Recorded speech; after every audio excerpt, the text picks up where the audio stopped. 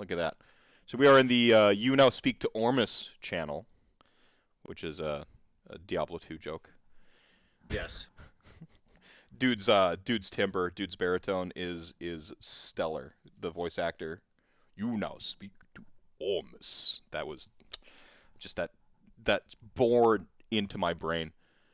Sure. I mean, for me, it's regrettably I could do nothing. Well, then you can rot in that cage, Deckard Cain. I never rescued him. Like after the first run through, I just left him in that cage to rot. He still shows up in the later chapters. Like you can't let him die, but you can just leave him in the cage. He just gets angry at you and charges you from then on to actually identify your items. But who cares? It's like a pittance of gold. Like it's worth it. It was worth it for me to pay 100 gold per item identified because that's how much I hate Deckard Cain. Really, not a Deckard Cain fan. No, he couldn't do anything. That's worthless. So there you go. That's amazing. I've never heard the "I hate Deckard Cain" hot take, but we are doing a airing of grievances to, sort of bit right now. So respectable number grievance. one, Deckard Cain. Horrible. I just gotta change the stream title real quick. Fucking oh man, I just remember the Deckard Cain rap. If you like, that's such an old internet deep cut. I don't know that I remember that. I mean, I spent a lot of time playing Diablo 2, like a lot of time back when we all just had our computers networked together, like physically networked together. You mean LAN parties?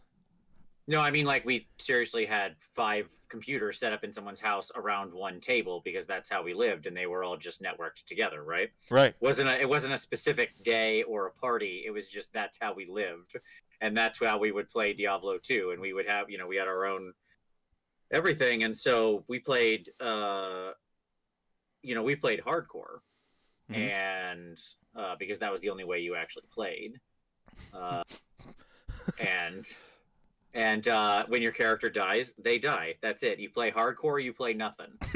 You get one death, and that's it. Anything else is for wusses. And so my 82nd level is where he topped out. He didn't die. I just stopped playing him eventually because it's kind of slow after a point. Necromancer Meatwad,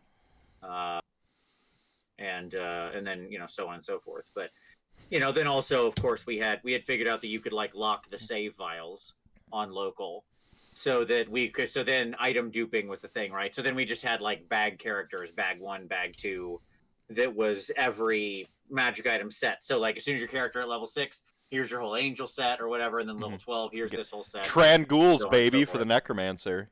Yeah, just whatever you wanted, every set ever, every cool item, every amazing everything, every rune just on tap being duped off of bag people. Yes. Well, we used to trade. You had SOJs, right? And duping was a problem. So when you traded, I just remember this a day ago, trading SOJs for gear or gear for gear, right? Looking for, and you trading stuff. And it was customary to not identify it when you traded people. And I remember the first time I was looking for the Tranghouls helmet or something like that. 2 SOJs for a Tranghouls helm. Someone's got it, and it wasn't identified. And I don't know, I'm 12 at the time, I think. I'd have to do math to figure out when Diablo 2. I'm sure you probably were. I was in college. Continue. Yeah, and I saw angry 12-year-old what the fuck is this thing? Right. And then and I remember throwing out the SOJ, identifying it in front of them, and then throwing out the second SOJ, the Stone of Jordan, right? The rings were our currency. And I think about that, how that community left alone developed its own currency, and there's sure. the SOJs and stuff like that. There's a magic to that feels empty. In the later Diablo installment, it's just there's no. They tried to do a real money auction house, which was the opposite of the SOJ. It was fundamentally the opposite of what was core to that old community, where they kind of grassroots designed and developed their own thing. So. I mean, I think so. My experiences with Diablo 2 and StarCraft and all that sort of generation of video games is probably a parallel to my experience with Warhammer and a lot of other things, which is to say, I never went on Battle.net and played Diablo 2. Interesting. Okay. Why would I do that? As just mentioned, I have 5 friends we're hanging together all the time. We have our own local network world we can play in. Why would I want to? Why would I want to see or meet or play with other people? What would possibly be the purpose of that? Okay. It's like the opposite of Age of Sigmar. And no, I'm saying it's exactly my experience with Age of Sigmar in that, like, I don't go to the shop, like, Oh, or I see. something and play games. I don't, like, I go to events, Mhm. right? Because there's a broader community, all of you, all these people I met online, people like you, Meth, who I want to see in person, Right. people who I miss dearly, people who I consider my real friends, I right? miss you too, buddy. And, uh, and I am sorry I made you feel bad the first time we ever met. It was not intentional. No, But that was I the love you second time dearly. we ever met. Technically, we met once at Adepticon. I guess that's think, true. We I did think meet in at Adepticon first. Yes, Yeah. that's right. That's right. I'm sorry I made you feel. We didn't really talk at that Adepticon. No. But at that NashCon, we were getting to know each other. Right. So I'm sorry I did not realize. Oh, but it's at any bored. rate- It's bored into my soul. Like Vince Venturella once told me, I'm the loudest human being on Earth. It is true. You really are. You really are. Like you were made for. This is the way I think of it, Meth. You were made for great things. You were made to be someone who rallied an army, spoke to a crowd, who led a great movement. This Yeah. is your destiny, your fate. Yeah. You are constituted of such things that few men are. Yeah. That's... To be a leader amongst men. So, that's what you should feel there. Yeah. Sorry. Go on. Yeah. But at any rate, like, I go to events because they're fun and I like seeing all these people. But like in my normal weekly games, no, I have like 5 friends who play Warhammer. They're the people I play Warhammer with. Why would I go anywhere else? Like I don't leave my house. Warhammer's in my house. That's where it is. It's that room right there on the other side of that door. That's where my Warhammer table is. That's where we play. You mean This right is where Warhammer right happens. past the wizard staff? Right past the wizard staff. That's correct. Yes. It's weird because like I maybe it's a product of the time type thing, but I grew up from even like video games and stuff like that. It was like Nintendo. We didn't like play 2-player games. You didn't play like Mario and Luigi taking turns like that. No. We tended to play single player games like Zelda and take turns when we died, right? Like so I that's how I grew up gaming with video games. And so like to this day I secretly hate multiplayer video games. I'm like I don't like when I play a video game I want to be alone in a room with myself. Or like friends, but like I don't like the like multiplayer thing. I mean, yeah, I got sucked into WoW like everybody else. I did play Sure. BattleNet, but it's like No, I don't know. I hear you. Like most of my young life was spent watching people play Phantasy Star 2 all the way through, Dragon Warrior all the way through. And other early Nintendo and Sega role-playing games. And then but as soon as MMOs came out, I mean, again, I was playing MMOs. Like I was on Ultima Online when that, pretty early on, not right away, but pretty early on. And again, I was just playing with my friends. Like there were literally 4 of us in a house. We had a server in the house. We were playing on Ultima Online, but the 4 of us were running together with some other friends people we happen to meet. Is my memory wrong on this? But I swear Ultima Online you could loot players. And someone was like, Ultima "No, you can." Online is one of the greatest MMOs ever made in the history of MMOs. It had great ideas that were left in the ash bin of history and shouldn't be. Not only could you loot other players, you could kill, outside of cities where there were guards that would show up and insta-gank you. Like if you could attack other people in town. But the second you swung the sword, like guards just teleported in and would just whack you off of you're dead. Okay? Now, yes, you could kill other players. Yes, you could steal their stuff. All that's true. If you had everything on you, you could be robbed, right? Like you could be killed and robbed and all of that stuff taken. Okay? And that sounds horrible because that sounds griefing, right? The problem is that the system was brilliant because it balanced itself. It had a morality system. When you were normally walking around in the game, you were blue. Blue meant you were a good person. And if you're blue and you attack somebody who's also blue, and you just attack them, you go gray. Or you steal from them. Because remember, you could just rob people too. You didn't have to kill them to rob them. You could just like get next to somebody and just start if you had your pickpocketing good enough, you could just like open their bags and start looking through. There was no PvP or PvE servers in Ultima Online. You were No. It was just the world. It was like life. And it relied on morality to keep people in line. Because if you were blue and you stole from somebody, let's say you're in a relatively crowded area, 5, 6, 7 people on the screen, right? And you're blue. Everybody's blue. You're all just killing monsters, having a good time. Maybe you're at like an orc fort or something, right? You're all killing orcs. And then some dude runs up and you steal from somebody else. Well, when you steal from them, regardless of whether or not you're successful, you went gray. Okay? And gray meant neutral. And good people can kill neutrals without going gray. Okay? So you turn gray in the middle of a field of good people, they all are going to snap to you. Okay? And just be like, oh, criminal! And it was mob rule. Just like instantly the justice would be served. 6, 7 people would descend upon you and tear you apart. Oh my god. Okay. And so if you killed the person, if you killed enough good people, you went red. Okay. Now here's why red mattered. Red meant you're evil. Now, not only can good people attack red people without going, gray or red, of course, that's a good act, right? But if you're red long enough, bounties would go up from you for you. Like literally, you could go to a place in town, and the red people in the area you could know who they were and go kill them, and then you would get rewards. The game incentivized you hunting them down and killing them. Okay, and in addition, if you died and you were red, your soul was not good enough to res. The reser will not res evil people. So you must spend time in purgatory, which means you have to be a ghost. When you're a ghost, you're literally just a ghost walking around. No one else, people can just see you walking around as a ghost. You can't communicate with them. Everything you say just goes, ooh. That's all it says, okay? And you had to sit in game as a ghost and not auto log, right? For days. Real time days, yeah. Real time days. I had a buddy who had a character deep in the red, like a murderer amongst murderers. Like he was Jesse James or Billy the Kid, okay? He had the stack of bodies behind him was long and his wealth was vast, okay? And finally a group of people, a posse finally brought him down. Okay. Like literal Wild West. This is a perfect metaphor. That's what it was. Yeah. It was completely. And like the safest place you could be was amongst other people, right? It was this really interesting thing. The dangerous thing was to be alone in the wilderness. It actually recreated like the sort of feeling of that time period where people were safe. They would gather together for safety. And the dangerous thing was to be alone in the wilderness. Because when you're alone, the bandits, the criminals could descend upon you, right? But if you travel in groups, if you're in cities, if you're in just even large groups of people, you're safe.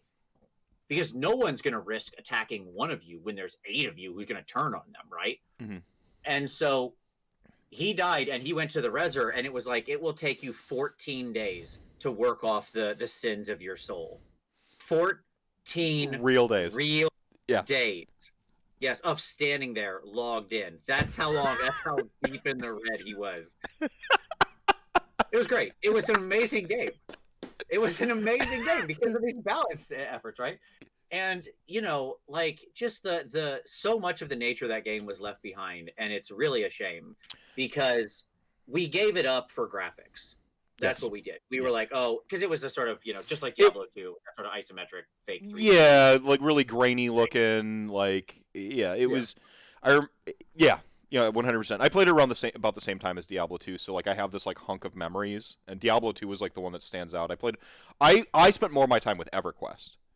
You all put hair on your chest though. Like there's like a spice of stepping outside of that sort of initial place. Some guy riding up with a red name on a horseback and just like murking you, taking your peasant loot, and just you can even like I remember it had this really like breakthrough technology where you could see their screen as they take your loot off your body and just throw it in the trash.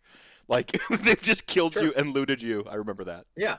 Yeah, my buddy who was a hardcore murderer, that was just one of his many murderer characters. And he was friends with a murderer gang. They were truly it was Young Guns, okay, or whatever. But they weren't actually the good guys. I guess more importantly, they were the cowboys, right? Out of Tombstone. Thank you, Tombstone. God, Yep. name wouldn't come to my head. Yeah, they were the Cowboys out of Tombstone. So they were all deep in the red, murderers 100 times over. Like just again, Who wore red scarves, by the way? They're they did. They they're wore red iconography. sashes, yeah. Use red sashes. Yep. That's right. I see a red sash, I kill a man. Yeah. Fucking. You tell him hell's coming, and I'm coming with him. All right, with it. Anyways, yeah, it's a great movie. One of the best. One of the best. 50 times. Yeah. At any rate, so they were all like Doc and Lumberman, which is my buddy Lumberman. Don't ask why he was called Lumberman. It's because it was like his swarth bolt that was meant to harvest wood, and then somehow I guess he harvested enough wood. He's like, when he's done with the trees, he's like, it's time to turn this axe on people, yo. And so like he had just built up the strength and the instinct, and so their little team there was a lake, okay. There was a lake. In this. So it was in UO after the expansions when it got really good because there was like a Lich fort, there was an Orc fort, there was a bunch of like cool Liches. things near town. And the Lich was great because you would camp the Lich all day and kill him, and you'd because he dropped bone armor, and bone armor was great because bone armor was the same. Yeah, bone armor. So, they gave you the Petrifex Elite save, right? Like. Right. And B, it was the same armor as plate mail, but it degraded fairly quickly, but it was cheap. So, like, you would just kill the Lich 100 times for a couple days and then have a couple suits of bone armor. Because the problem is plate mail, especially if you had, like, I had a finely crafted suit of shadow plate, like obsidian black dyed plate. It was beautiful. Super high-end armor. Was gorgeous. I wore that out of town about never. Because, unless I was rolling with, like, a huge crew. Because the second you roll out an obsidian plate, like shadow plate, somebody's going to gank you and take your plate, right? Unless you've got a group with you. So you wear bone armor because it's cheap and who cares if you lose it. But at any rate, there in between, so like where you'd run from town, you could teleport anywhere. This is another thing in the game. Every spell could be cast anytime you wanted, period. But every spell had components. Okay? And those components cost money and you had to buy them. So if you were rich, you could go anywhere and do anything because you could mark a rune to anywhere in the world. Wherever you stand, you could cast a spell to mark a rune, teleport, target that rune, you end up back in that place. Period. Bottom of the worst dungeon, 3rd level Highfloth, like a place with like Balrogs and everything roaming around, mark a rune, you can just teleport there. Doesn't matter if you've never been there or not. Incredible. So easy to get around the world. By the way, you can murder people and steal their runes. The fantastic. Opposite of EverQuest, by the way. Getting around the world in EverQuest was a real-time chore. A chore and a nightmare, yes, absolutely. The real-time boat journeys, just like... Oh, that boat. Oh, that boat. That boat. That's what I'm saying. I came from UO to EverQuest, and that's why I couldn't play EverQuest. I see. Right, because I was in UO, where I was like teleport, where I had murdered people and taken runes and had things for everything marked. I didn't walk around town. Just teleport. This is yes. You're me if I was a real wizard. Like if I was a real Correct. Dungeons and Dragons. That's how teleport to the fridge. Yeah. I wouldn't like mage hand prestidigitation teleportation. I wouldn't even eat with a spoon. I would use mage hand to move my jowls to chew. Sure. Yeah. So like I had runes marked for the bank, for the magic item store, for everywhere I would need to go in town, the blacksmith. And I would just teleport around town and then teleport to the place I needed to be. But lots of people didn't have this level of wealth. Like, I've always been about making that money in games. That's in any game we've played, we're always some of the richest characters. When Tom and I played Star Wars Galaxies, they released a thing that, like, the average currency held by players is 1,500 credits or whatever. Tom and I had 100 million credits, okay, between us. Like, we could have bought a capital ship when they released them. That's supposed to be for, a guild. Uh-huh. Okay? Yeah. No, I remember I had a pretty good racket going. You're talking about the original Star Wars Galaxies, where you had to play multiple classes to unlock Jedi. Well, in this case, I was talking about the new Star Wars. Oh, game, SWTOR. sure. Yeah, okay, go on. But yes, I also in original Star Wars Galaxies, I was Big Ron. I was a fat guy with a leather jacket, gold chain, like bald in the middle, and Big Ron's big bots. I had emporiums on all major planets. Sold droids, absolutely. Yeah. Never killed anybody. Threw the gun away. It was worthless. I just remember being so pumped to get a fucking speeder bike in that game. I'm just like, fuck yeah! Like I was so happy that I started setting up little droid shops because you could have your little shops on like the hub planets and stuff, and just be yeah, and then like you spend more time like creating an industry than actually playing the damn game. No, that was playing the game, Meth. My playing Star Wars Galaxies was literally, this is what I would do. I would log in. and I would go to wherever my nuclear reactors were set up to harvest, to wherever my nuclear reactors were, and to wherever all my various ore and harvesters were, because I had harvesters all over the galaxy, right? So I'd go planet to planet, see how the veins were doing under them. If I had mined them clean, then we pick up all the harvesters, pick up the power plant, and then I'd go exploring, find a new, survey, find a new planet, new vein, set them back up. So that took time. Once that's running, then I would of course gather all the ore and everything that I had gained that day, check its quality, see how good it was, and then I would go to my factory because I had factories set up, and then I would load up my new data schemas for whatever I wanted to build that day, and then I'd have it punch out like a couple hundred bots of whatever it was, and like that was it. That was what I was doing. And then I would take the finished droids from my factory. I would go to my shops. I would refill the service droids at my shops with the necessary inventory. I'd check what it sold. I would collect the money from there, and then by that point, I'm done. That's it. Day over. Time to go log out. I would log out of selling computers. At that time, I sold computers for a living. I would sell computers to people all day, then go home, and to relax, I would sell computers. Wait. I had to build myself and harvest the raw materials for. Okay. Kicker's like, this sounds like how I played No Man's Sky. You just form an industry. Yeah. Yeah, so at any rate, back to the UO story real quick. So this group of murderers, these cowboys, in between the city and all the places you wanted to be, there just happened to be this little tiny pond. It's about this big on the screen. Okay. And in that game, you could have boats. You could buy everything. You could buy houses, towers, castles. You could install dragons in your castles. It was crazy. It was so much fun. It felt a lot more like a tabletop RPG port 100%. than like EverQuest video gamified a lot of like the tabletop RPG elements, but like it didn't have that like total agency the way you do with the tabletop RPG.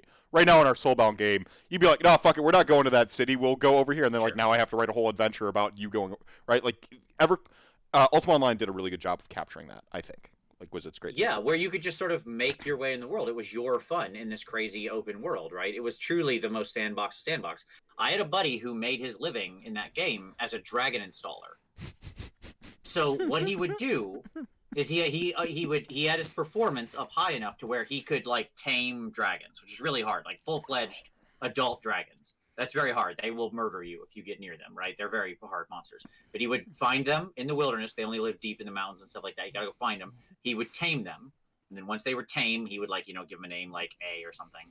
Good A, you're a good A. Pet A, I've always loved an A like you. I've always wanted an A like you, whatever. Then he would put them in his bag, and he would figure out who wants to buy dragons. And you would buy dragons for lots of money for your house. Because the trick is, other people could sneak into your house and steal your stuff if you weren't careful. So the best defense was to just put a dragon in your house right by the front door where people could walk in, because the dragon will attack everybody who it's not bound to. Okay, so you set up chimneys, like you could install chimneys. So the dragon installer will set up like a row of 5 chimneys by the front door. Then they stick the dragon behind the chimneys. Okay, and then they set up the 6th thing, and then they transfer the control of the pet to the new owner for the money. And then now there's a dragon, and it won't attack the owner of the house. But if anybody else walks in the door, it will just melt them instantly. And that was what he did. He just went around and sold dragons for thousands of gold. Great deal. Anyways, in this little pond, you could have boats and stuff, like I said. So my murder crew friends set up a boat. Now, the boat just literally fit UO. We're talking about Ultima Online, early Ultima Online. The boat just literally fit in the pond. Now, here's the trick about a boat. Unless you had a rune marked to the boat or the plank was extended, you could not get on a boat. You could not attack people on a boat. When they were on the boat, they were safe if you were on land. You know what I'm saying? You're invulnerable. You can sit there from the deck and just be like, right? like Monty Python. Yeah. Go away, exactly. I will taunt you a second time. Correct. So they would work this area where people would naturally run through. They would murder everybody who ran through there until and what will happen is enough people will get killed that some will escape, and they'll get back to town and be like, they're killing people at the crossing, get a posse. And that's inevitably what happens after a certain amount of time, right? You're on the clock. And then 30 people will ride together to be like, let's get those murderers, let's bring them to justice. We ride. They'll Rango you in a heartbeat, right? So you just gotta wait. And then as soon as the posse rolls in, they would just teleport 10 feet onto their boat and be invulnerable and be like, we stole all your friend's stuff. You want it back? Too bad. Look at all these bags of your stuff. Because the deck of the ship was just stacked as high as you could with bags, and every bag was full of bags, the maximum number of bags. Yeah. And I would just go through their bags, and they'd be like, and I'd be like, "Can I have this +5 silver halberd of vanquishing, like the best weapon in the game?" And they're like, "I don't care." Well, you've got like 1,000 of those. I don't even keep track of that kind of crap. Yeah, take whatever you want, man. None of this stuff is ours. We stole all this. It doesn't matter. Cool. No, that's a fucking cold open, man. There you go. I got to go grab my lump of coal, which is the brew I was saving specially just for this, and then we'll do the pitch. And I don't know, man. Like freeform tonight, we'll talk about whatever we want. I think Slaanesh is one of the main things I want to talk about. But from there, it's a Christmas special. We're just embracing the rabbit holes today. Okay. That's the gift to the community I bring. I'll be right back. Sounds good. Oh man. Well, hey chat, folks. It's a busy. We got a full chat house tonight. The chat gang is definitely in full effect. So the question is, what do you want to see us talk about on this Christmas special? I'm watching over. Hello, everybody. Hey, Frank. I'm glad to see everybody in here. So yeah, put in some stuff you want to see us talk about, and tell friends that we're on here. I should tweet we're on here. That's what we should be doing. Why aren't we doing that? Get some more people in here. Yeah, it was UO was a great game. What I lament, talk more about this amazing game. Sure. What you have to understand about UO is that it lacked certain things that modern games have come to you would come to expect. Like, here's an easy example of things that weren't in this game. Hey, Tomb King Tristan. There was no global chat in UO. You know, in any game, like if you think of now like WoW or any game like that, if you just typed like, you know, you want to talk to some person, you type their name / their name or something like that, or / chat this person's name, you can talk to them anywhere in the world, right? Because there's a global chat engine built into the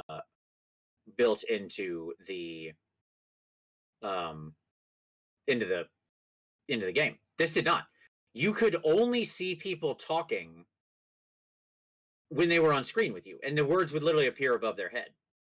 So, like, if you wanted a global chat, you had to be running like ICQ or something at the same time, right?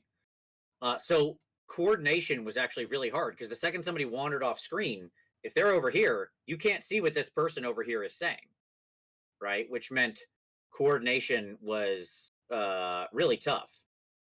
And so there's a lot of things that weren't there. A lot of the commands were all just like, you know, / commands. It was all just like a huge list of / commands and stuff like that. And so like there's a lot of non-intuitiveness to it. But at the same time, it had so much that I'm sad that we lost as we push toward just like having better graphics and having a more roller coaster like experience. Because it really was this game where you sort of made your own fun. It was this game where you could do anything. Like I said, you could build a giant house, you could build a giant castle, you could train in any skill, you could blacksmith your own things. Like crafting was obviously a huge part of the game, but so was just having stuff out in the world. And the nature of sort of the experience of the thing was such that you would just do your own fun. And yep, the doggo left. He went to go find Meph because he just realized Meph wasn't in the room. Oh, nope, there he is. He's back. I mean, we could just make this watch the dog. It's going to be fun. The dog is going to be far cuter and more interesting than anything I'm saying. Hi, Mochi.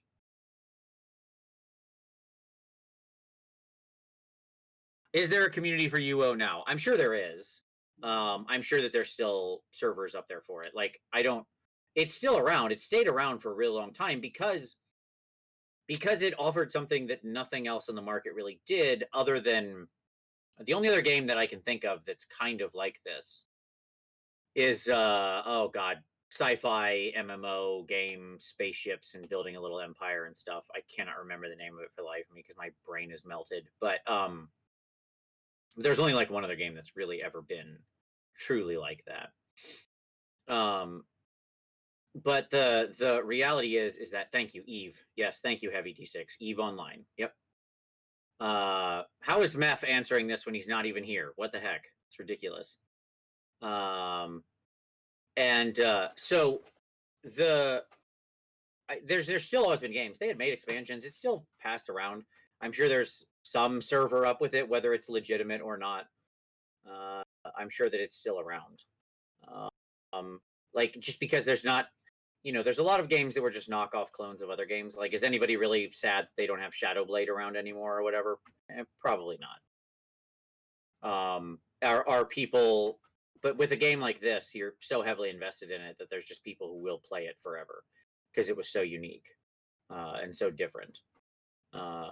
So yeah, I mean, it was a very unique sort of experience, and ultimately, I would say that I something like Camelot Unchained or whatever is probably the Dark Age of Camelot. closest. Well, no, the new one that they're coming out with, like Camelot Unchained or whatever it is probably the going to be. I mean, it's all the same guy. The same guy did Dark Age of Camelot, obviously, but it's like that's probably your closest successors. I played a lot of Dark Age as well, which was really the next one we went to full time. Like I saw EverQuest, I played it a little bit, and I was like, no, this is terrible.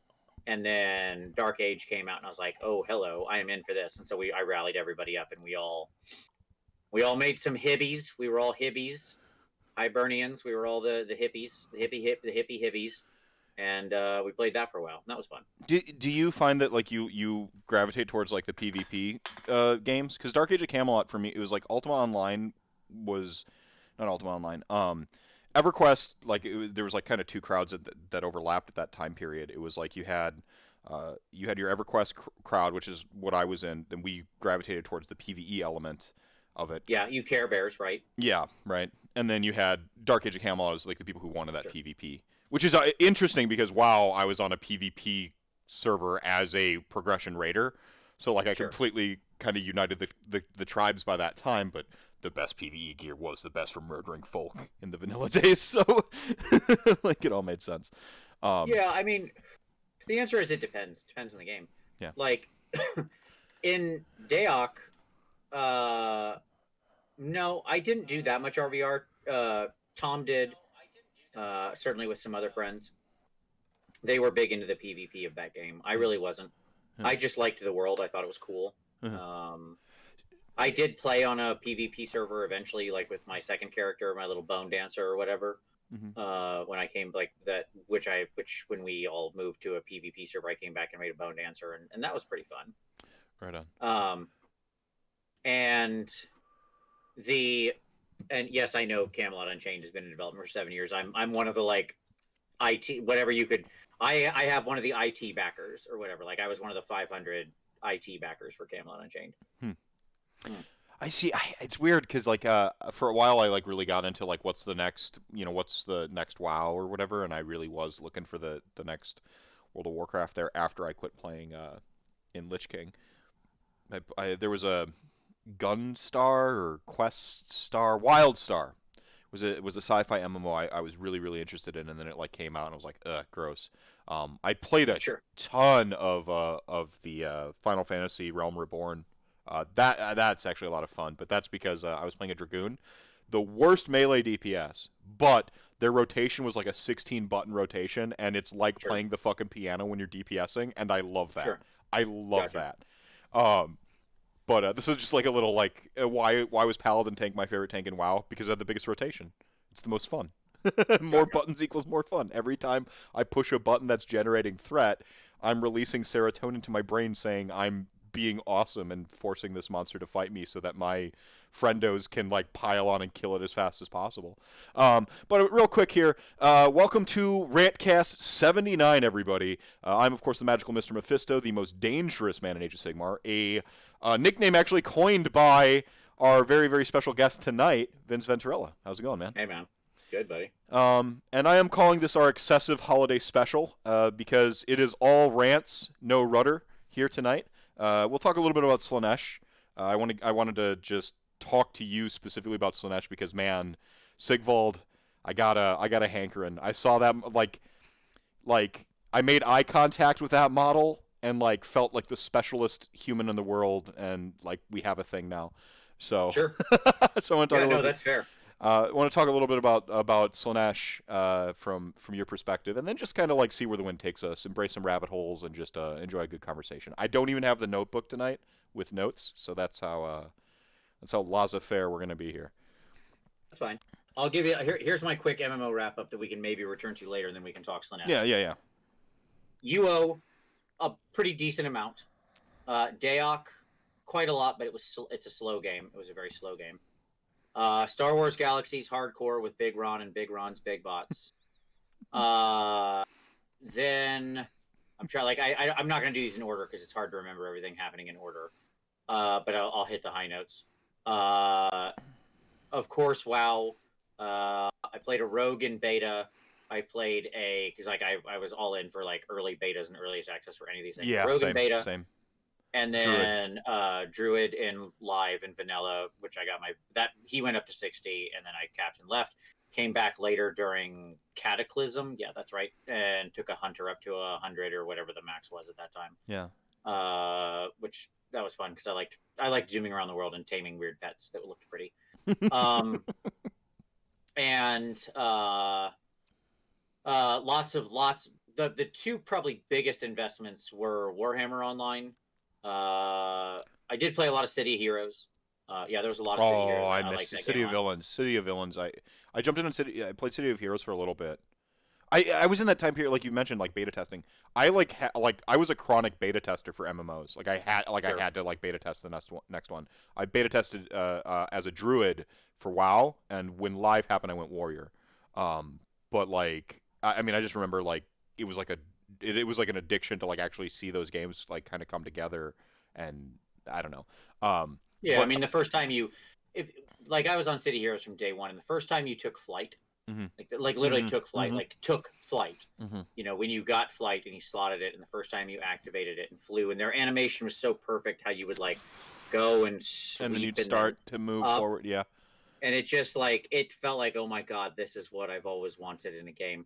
But yeah, anyways, so we can return to these maybe later conversation. Played City Heroes, ton of time in Warhammer Online, huge amount of time, and lots and lots and lots of PvP there on both Horde, good night, on both Realize I'm Chaos gonna and need my notebook to Order, track this conversation. Go on. and a lot of time in Lotro, Lord of the Rings Online, huge amounts of time in that. I mean, I have like 95th level characters in Lord of the Rings Online. And a lot of time in the new Star Wars: The Old Republic. And that was probably the last one I was really deeply into. I think that was my Uh, last one too. so there you go. Yeah, it was fun. It was a fun. We can dive into each of those in turn. I have fun stories from any of those Well, about what I loved about those games. Cities was actually so I played Cities when it first came out, playing a blaster, as I recall. I loved the time it was at the ice powers. I think it was like I was just like obsessed. They were really really cool. Like actually inspired. Like I wrote a little like brief comic book, and then I like fell out of it. and I came back with City of Villains. I made a character named Wraithwind. He looked like a fucking ghost, and he had the crazy blaster power, like Abyss or whatever. Loved that character. I was like obsessed with that. And that character had flight, and I remember that because you have your option to choose run fast, right, where you run and like you're just spamming over the Mm-hmm. buildings and stuff like that. Leaping maybe, like was there like a super Yeah, you had leaping or super something? jump. Super jump was an option. Yeah. Super jump, and then you had like flight. And I remember taking flight and just being like that like moment where like you describe. That was the game I was the most depressed when the servers went down. There was a moment Sure. in a MMO sort of like lifetime. Like it happened with Star Wars Galaxies. I remember that. Like being around for that server close sort of party. I remember that. That one and Nosgoth are the two games that hit me the hardest when I remember the servers going down for the live games. Sure. And it just like I remember the whole like all the villains and all the heroes like coalescing in like the capital city or whatever it was. I can't remember, it was Star City or some shit like that. I don't remember. Like just all coalescing and then just like kind of like spamming emotes as the server came down. And I remember that moment. And I was just like the utter heart wrenching, like the heartbreak. You were talking to Rob today on Rob's show about like the core of a game and Yeah. we don't really know where that moment is that we've kind of eroded it or gotten rid of the core of a game. We just it's kind of like pornography in the Supreme Court. You know it when you see it. Like we've gone Yeah. too far, right? Yep. And I can't help but feel like when that happens to a game, like I had that moment with some like tabletop games with fourth edition. I had that moment, and that feeling is the same as when City of Villains, City of Heroes went down. Like that Sure. same feeling of going like we've gone too far. The game is gone. Hmm. And in one, it's a literal sense, and the other, it's kind of more of like an esoteric feel. Yeah, I got it. So, Paragon City, yes, yeah. Yeah. Absolutely. Yeah, we can dive into those. But do you want to start on Slaanesh? You want to start with Maybe we'll actually the talk about Warhams for that first 30 minutes where people actually watch the show, and then Sure. and then we'll talk about yeah. Well, we're 45 minutes in, so hopefully you edit some of that pre-talk out, but that's fine. No, I've got a cold open where there's a silent period. I'll edit that out for the video that goes up, and then we'll basically it'll be an abridged version of a MMO talk pitch, and then we'll talk with some Slaanesh. That's no one wants to know how the sausage is made, but that's As you will, man. It's your show, buddy. um Yeah, I mean, so yeah, new Slaanesh. I mean, yeah, Sigvald is amazing. I have no doubt he will be fantastic. I this And go ahead. no, this has happened twice in my relatively to others short Age of Sigmar career. GHB 2017 is when I track it, so about 3 years. Game's 5 going on 6 years old, right? So I've only been here for about half of it. It has happened twice in my AOS career where I see a model and I'm like, I don't care. I don't care what the War Scroll says. Like I'm in. Sure. You know, like there are armies where I catch like some residual, like oh, I love that. Like I love KO what they're doing. It's not my aesthetic, but that happens a couple times. It's been Ossiarch Bone Reapers. I was there for every single. I'm just like yes, yes, yes. And then I saw Sigvald, and I'm like, finally, Catacross has a challenger for both codpiece and like magnificence, like of a sculpt. And like for me, it felt like a piece was missing to Slaanesh. And I know, in a very literal sense, mortal Slaanesh has been missing.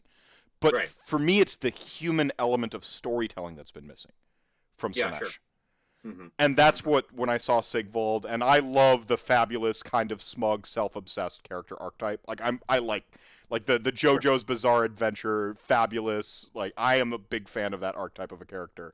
The Howl's Moving Castle. There's the poem. There's with the main character Howl is like what's the point of living if you can't be pretty? And I'm just like I love that character. Like I love that character design, and Sigvald nails that. I wasn't really on Slaanesh in the old world though. Like I have no attachment to Sigvald as an old world character. I was 100% death, 100% vampire counts. I had like a dark elf codex or a army book. That was like the extent. Skaven army book as well. That was it. But so as someone who is just kind of now jumping on the Slaanesh hype train, like what's I'm going to start with Sigvald because that's kind of like the poster. I think the poster child for how I feel about this army. Yeah, sure.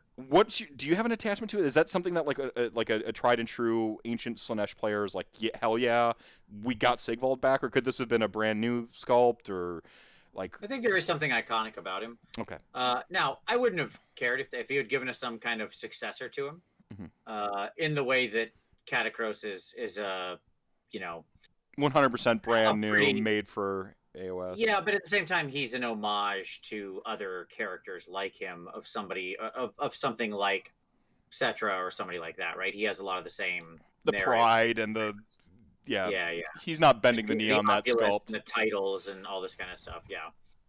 And then we can argue about like how good of a successor he is and stuff like that. Cetra was ultimately defined by those he didn't follow, that he followed no one, right? And Catacross, however cool he is still defined by the fact that he's a servant of, one greater than himself, right? Well, Which is, yeah, go ahead. it's neither good nor bad. It's just a part of the story. It's just an element of it, right? Mm-hmm. Service can be an interesting defining element of a story. Mm-hmm. But Sigvald isn't that super old of a character. Like he's he doesn't go super far back. He comes from the 2000s, if memory serves. I couldn't remember Interesting. the exact year, but I want to say the later 2000s. This is why I totally had no idea this. Yeah, like this is a character I just. But in the Yeah, 2000s, I'm maybe it was playing. the early 2000s. I did, like there was a novel. He was introduced. Phil Kelly created him originally, and I don't remember. I cannot for the life of me remember exactly what it was off the top of my head. But at any rate, he's not a super old character, but he was a very impactful character. People liked him. He was interesting. He was very different for Chaos because a lot of Chaos is just kind of gross, Yeah. right, or ugly. And Slaanesh has this ability to not be ugly, right? Like things in Slaanesh don't need to be ugly. Most of Chaos needs to be, and I mean this like in the early D&D comeliness style, right? Like I don't mean like morally. I mean literally physically attractive, right? Corn, no, needs to be monstrous, right? Swole Scary, and huge and spikes coming out your back and. yeah, Right. and skulls and blood and yeah, exactly. And Nurgle, obviously not. That's off the table, right? That's got to be gross and it doesn't always have to be corpulent. I think you can also have things that look emaciated and famine and stuff like that, right? Mm-hmm. But again, it's never going to be pretty. That would not be. You wouldn't if you had a Nurgle champion that was pretty. You'd be like, that's incorrect, right? Mm-hmm. And Zinch, no, like Well, yet Zinch again, is always no. like undulating weird masses, right? Like Correct, because it you're just has to be chaotic and strange. changeling, shifting form. Right. Yeah. It can be weird and cool. Like the Yes. Changeling is a super cool Awesome sculpt, right? sculpt. It's Yep. enigmatic Gaunt or Summoner is mysterious. super awesome looking too. Yeah, absolutely. So you can have those kinds of things, but you can't have anything that looks in the traditional human sense of pretty. But Sigvald is pretty, right? And you can have things in Slaanesh that are pretty, that are like aesthetically pleasing to the human eye. That's part of what Slaanesh is all about, Well, the right? vanity aspect of it is like 100%. Like you can almost map the like chaos gods, a little bit to the Horsemen of the Apocalypse, a little bit to the Seven Deadly Sins, and they kind of absorb extra ones, right, or overlap. Yeah, sure. Sloth, They're with kind of their own thing that somebody made up in a probably drug-fueled haze in the mid '80s, but well, after reading Michael Moorcock. But yes, yeah, 100%. And like it feels apt that the sort of vanity excess god, again this human element, and I don't mean human as in mortal. I mean this I human understand. Yeah, element of like why would I in this horrible dark and chaotic time where everything's just dying everywhere, the gates to Azir have been locked, the mortal god that I'm supposed to worship is going to bail me out is just gone, and I'm out in the wilderness, and I kind of have to throw in with a chaos god or die, right? Like I think mm-hmm. about that sort of human story, and I can imagine being that sort of martially, like hungry individual. Like I just want to be. I wish to be the Achilles. I wish to be this Yeah. perfect, amazing soldier at everything I do, and I pursue excellence in that, and it takes over my physique because like not to be an excellent field, you know, general and to be the best martial combatant ever, the best duelist. Like you just become self-obsessed, and I think about that human that falls to excess. And you look around, like you said, that there's stuff that's like ugly. You'd be obsessed with your stuff and be like, yo, I eventually follow this dude and I just get a bunch of tentacles and like rot bloat. Like, Yeah, no, pass, hard pass. yeah. Yeah, exactly. Like the, I think that there's a lot more room to explore on the mortal side there of having things that are alluring. And I agree. Mogwai Man said that the mixture of being alluring and repulsive at the same time is unique for Slash, and I agree with that.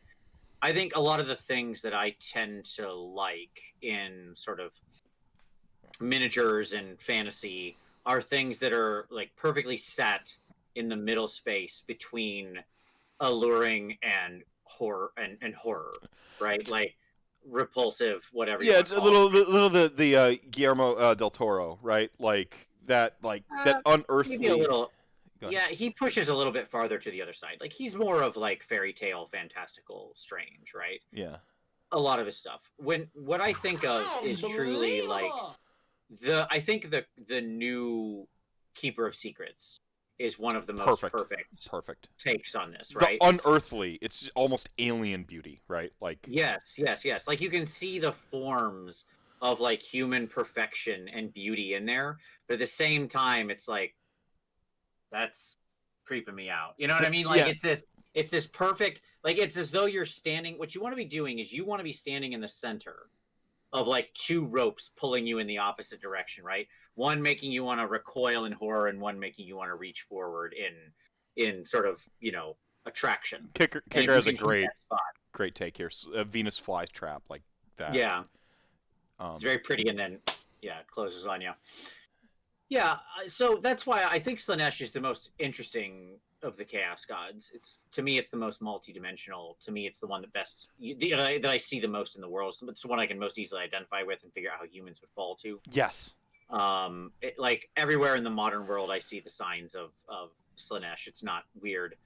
I don't mean that in like a jokey way. I just mean like, oh, do we got a Christmas ornament? Yeah, Lulu has made a cookie. We're cookie decorating tonight. Very nice. So, adorable. Yeah, thank you. She's actually a fantastic baker. If you follow me on Facebook, you've seen some of her stuff. She's really, really good at... Well, it's a good thing to have. Go on. It's a good thing to have a partner who's good at baking. If you're not, that's a quality step in a partner right there. It's weird because I'm very good at cooking, and I consider myself to be like I had the AP chemistry classes, and baking is chemistry and all that stuff. But there is something when it becomes baking that I have to just trust my ratios and stuff the way you do in chemistry. It's just there's a weird disconnect that happens. Rabbit hole number 1 of the night, by the way, everybody. There's just this weird this disconnect that happens when my hands are off and I just kind of have to trust the process of something I'm going to devour rather than just like prove a theorem. It's just like my brain twists on itself, and I'm like, she's certainly more the passionate, emotional, interesting one, and I'm like the sort of boring, logical guy in terms of our relationship dynamic, and sure. She's the superior baker by far. I can't. I think it's we have a great dynamic of complementing each other. But yeah, back to Slaanesh, the otherworldly beauty, the most human side. I'm 1,000% there with you. The people who fall to like some of the other Chaos Gods, I'm like, okay, yeah, it makes sense for like 1% of the population that is less than 1% of the population that's a freaking serial killer or a gigantic war criminal to like worship corn. But the average human really doesn't have that capacity for violence. We all that feels like the real feeder ramp. Like you can see how people would so easily fall into it, right? Mm-hmm. You drink too much, you party too much. You try too hard at things, right? You want to be the absolute best. I'm struggling with this right now. I'm struggling with this right now. I don't know where to continue to be myself or to try to push the envelope a little bit harder for algorithm picking topics that are more Battletome review and event coverage and doing stuff like that would feed my thing. So like that pursuit of the self, like that personal, that human story. For me, Slaanesh is the one that resonates. Like, I get it. The caricature, the hilarious one is like, I do cocaine, right? Like, and you just do tons of cocaine and you're a rock star, so on and so forth. But like, there's a very human, basic struggle there that I really vibe with Slaanesh. Yeah, the point of it being that, at the heart of Slaanesh is excess, right? That is what Slaanesh is. It's excess. Mm-hmm. That's literally what feeds the god. No balance, in other words. Yeah, correct. And, that's just sort of everywhere. And everything we've seen in the new models, that new caster, other than her weird left hand, which I don't know what's going on there. That's kind of a weird sculpt. Maybe it was just a bad angle in the picture. I don't know. Other than that, she's gorgeous. I like both of the new sculpts in the Twin Souls and the Executioners. The Sexecutioners? Executioners, yes. Though obviously we got to do a little head swap on the Twin Souls. I think their heads didn't do it for me. There's too weird. There's the one that looks like a drama mask. I got where you were going. I'm just like, yeah. No. put like Harlequin masks on them from 40K, and you've got a winner chicken dinner right there. Right. That suddenly becomes an A+ unit. But with those Harlequin faces, they would be so in perfect flavor to go along with a mask or somebody like that. This sorceress is amazing. Sorry, she really is. She's just beyond gorgeous. I found my Warhammer waifu. This is it. This is her. I'm sure.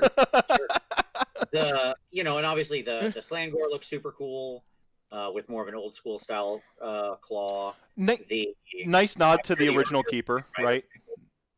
good Yeah, good intent. absolutely. I think that was an intentional nod to like the old keeper. I like the new keeper way better. In fact, I disliked the old keeper, and they found a way to like appease that old aesthetic with a model that I'm like, yo. And there's Yeah, the one we've only really seen the face of that looks like a yeah. Bulgor, and I'm Hmm. like I want to see what what the rest is. Like I'm so intrigued Yeah, by I mean, these. my feeling is Slangor will end up being like 3 wound gore, basically, right? They'll be a little bit smaller than a bull gore and a little bit and bigger than a gore. Like They'll that's be depravity engines. Hopefully they have 4 attacks, so they slap some shit, right? Like three of we'll three. see. We'll see what their rules are. I hope they like we're getting a peek at stuff tomorrow for new Slaanesh. I mean, unless I'm crazy wrong. But I mean, one would certainly believe that 10 new units that we've seen 8 or 9 of behoove a new battle tome. Well, it's hard for me to believe that it won't. Yeah, there she is. She's Oh, gorgeous. Although that hand is weird. But yes, um, it's funny though. Here, so you've got the picture of the art up. So let's all look at the art. oh, it's so good. Okay. Look at Now the scroll back up. just real Just real quick. quick. My two Take it away. armies, OBR, Slanesh. These are going to be my two. Look at how much Sure. she disapproves of you right now. She Oh, I just understand.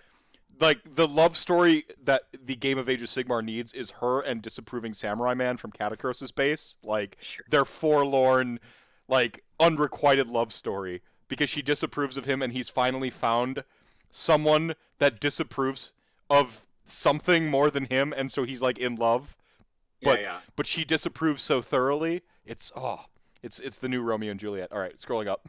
So look at her. Now scroll back up to the zoom in on the model, the face of the model. This here.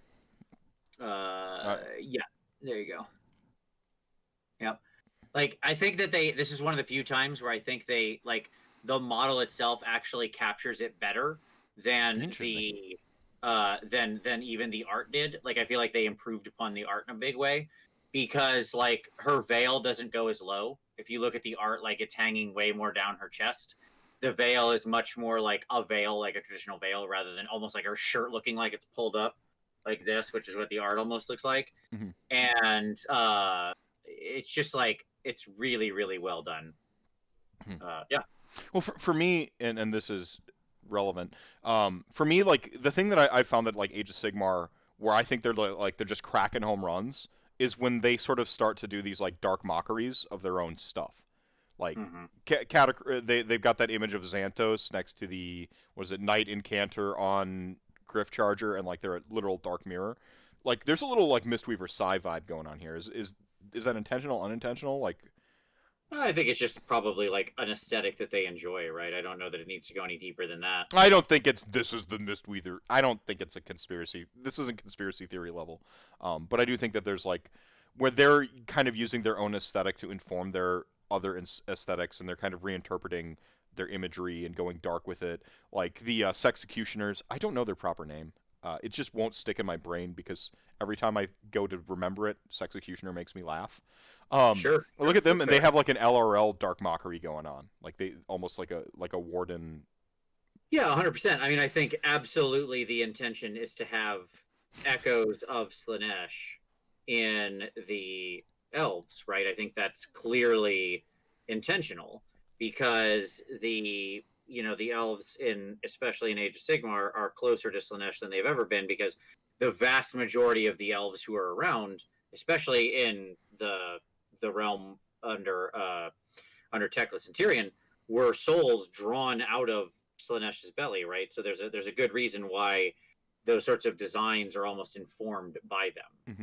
right? Yeah, yeah. I mean, this goes back to the story side of things a little bit. I'd love, I loved, I want to keep talking models for a bit, but um, the thing that like Teclis Tyrion ultimately like land on is because they are elves as a species pursue perfection, right? Like Mm-hmm, martial mm-hmm. perfection, mental perfection, cultural perfection, like, and they keep kind of falling to Slanesh. Right. This is their cycle. And for once, it feels like they've discovered how to fight that. And the thing they've landed on in the story is like balance. You can't pursue all of that stuff. And Slanesh then is like you're pursuing excellence of a podcast, excellence of martial prowess, whatever it is, and you don't have balance in the pursuit of that. And that's where Slanesh gets you. because that Yeah, you go too excessively toward the thing, you lose sight of some of the other stuff in your life and the other things you're trying to balance. And I think that for me, I mean, I think that this is. I didn't play elves again. Old World Slaanesh really, they were just the crab ladies to me, right? sure. Like cool, an STD joke. Like that was as far as Slaanesh went for me back in those times. Um, Most of my enjoyment of Slaanesh actually came from the 40k side of things, because Doom Rider is fucking awesome and Noise Marines are metal. Like Sure. literally the most metal thing ever. They shoot you with electric guitars. It's great. Um, um, so I didn't really like. Subtlety was not a component of the '80s design of 40k. No, it was not. But it was awesome. Sure. um, I'm not disagreeing. I'm just saying it's subtle. It is not. Yes. right, fair enough. Cool. It is subtle. It is not. Right. And so like for me, like I again didn't really care much, but the story didn't feel like it had that great of a hook and engagement for me until this sort of like AOSified it. Like the elves versus Slaanesh thing. I'm like, okay, yeah, Slaanesh wants to eat all the elves, blah, whatever, old world, who cares? They're elves. And now I'm like, okay, go on. Like I'm like stroking my goatee, like, all right, like I want to see where this goes. I don't. I'm just intrigued. I think this is a way where they're just like, bam, they cracked a home run. This is a grand slam for me, in terms of we want more world development. We got Marathi actually like kind of extricating her godhood from Slaanesh, and like it feels more compelling than it ever has. I'm gonna stand AOS for a little bit over Oldhammer. I'm really pleased with this direction. Yeah, 100%, because it's actually a good story where things can happen that are interesting. So that's nice. Instead of being shoehorned into. It's a thing you could never do in the old world.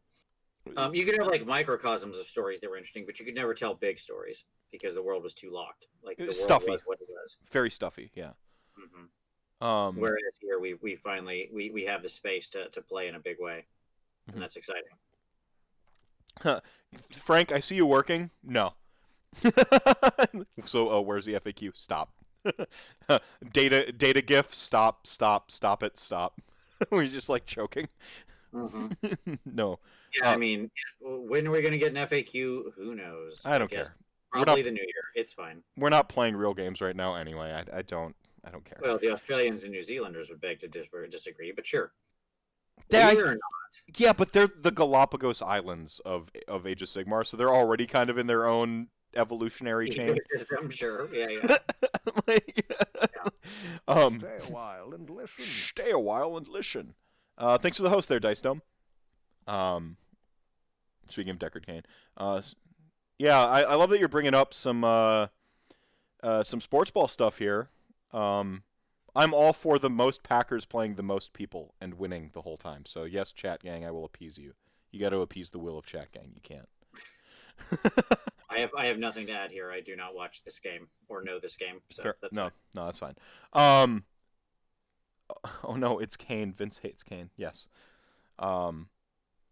Anyway, I have a question, because again, so you've got like Skaven and Slaanesh are kind of like the two armies I think that I've traditionally identified you with.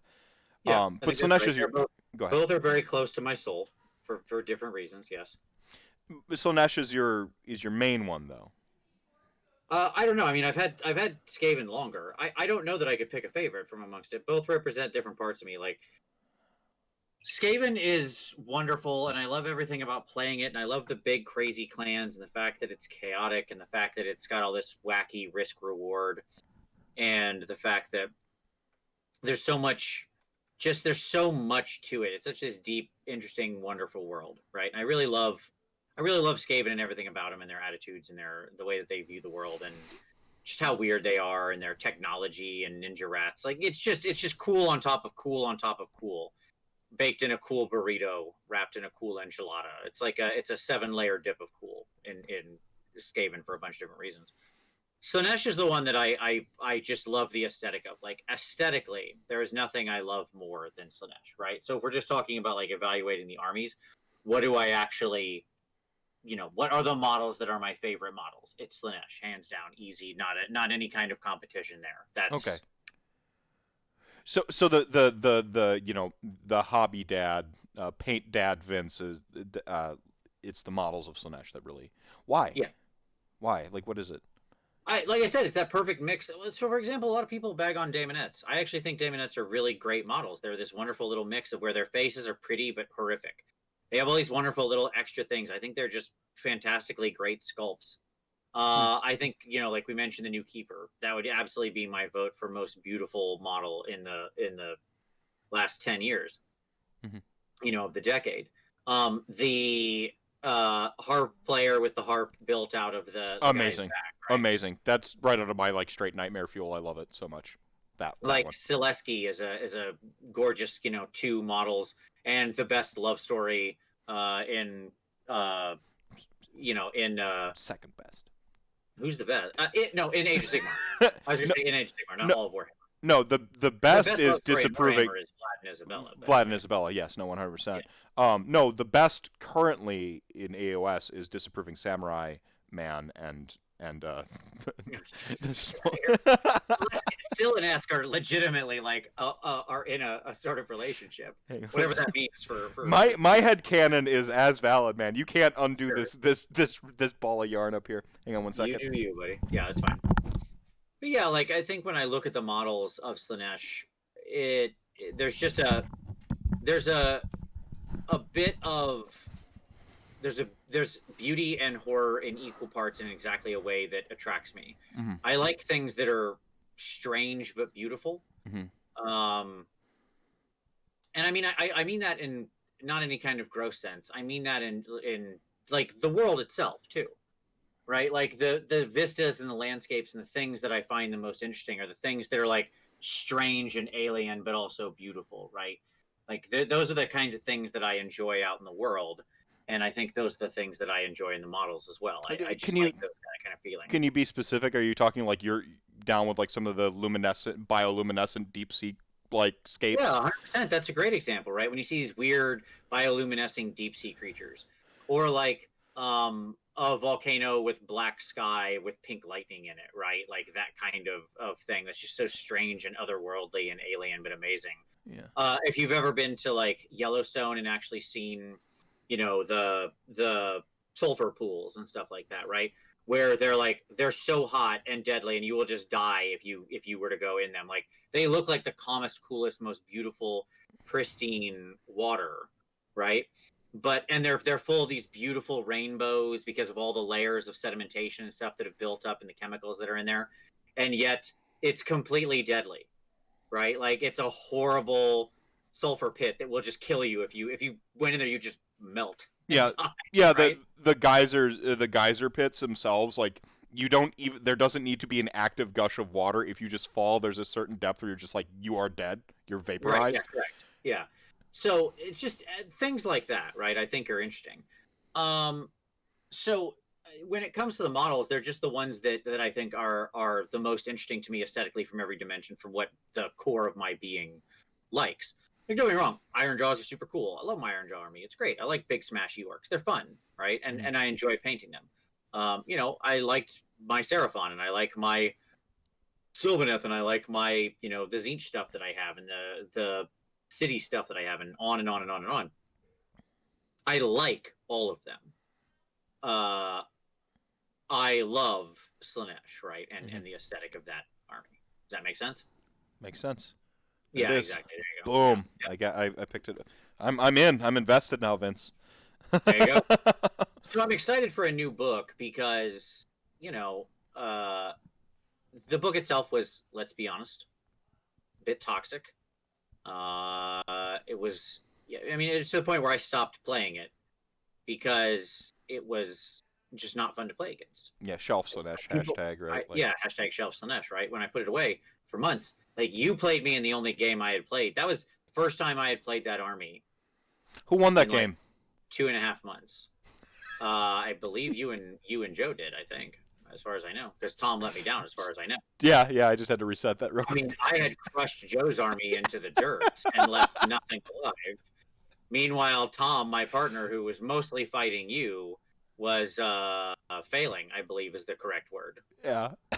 And Joe had one model left, Yeah. and but Tom failed to seal the deal when he needed to for The mirrored your Madon should back have come on sooner. able to get a secondary by bringing the Chaos Stone over himself, which was a great play. Yeah, where I threw the rock into my own stuff to deny their the own guys, secondary points. Yeah. So I think a second bite at the apple of a battle tome could be good. Honestly, I wouldn't care if we got Sylvaneth. It really wouldn't bother me. Like, I know that bothers a lot of people. I hate Sylvaneth. Well, I mean, like, because Sylvaneth is so non-competitive or whatever. I hate Sylvaneth as an army because I hate playing against it. I find it always an awful game. It's way down there. Hey, it's Relian. Hey, what's up, Relian? Yeah, we got Relian here, re-rolling ones. Jack is in there. I say hi to Jack. Oh, hey, Jack. What's up, buddy? How you doing? Merry Christmas to both of you guys. Merry Christmas to everybody. Chat gang, by the way. I know it's Christmas Eve, but yeah, that's. I want to say Merry Christmas, everybody. I miss all of you very much. So yeah, I'm very. This has been a crappy year of not seeing all of my friends.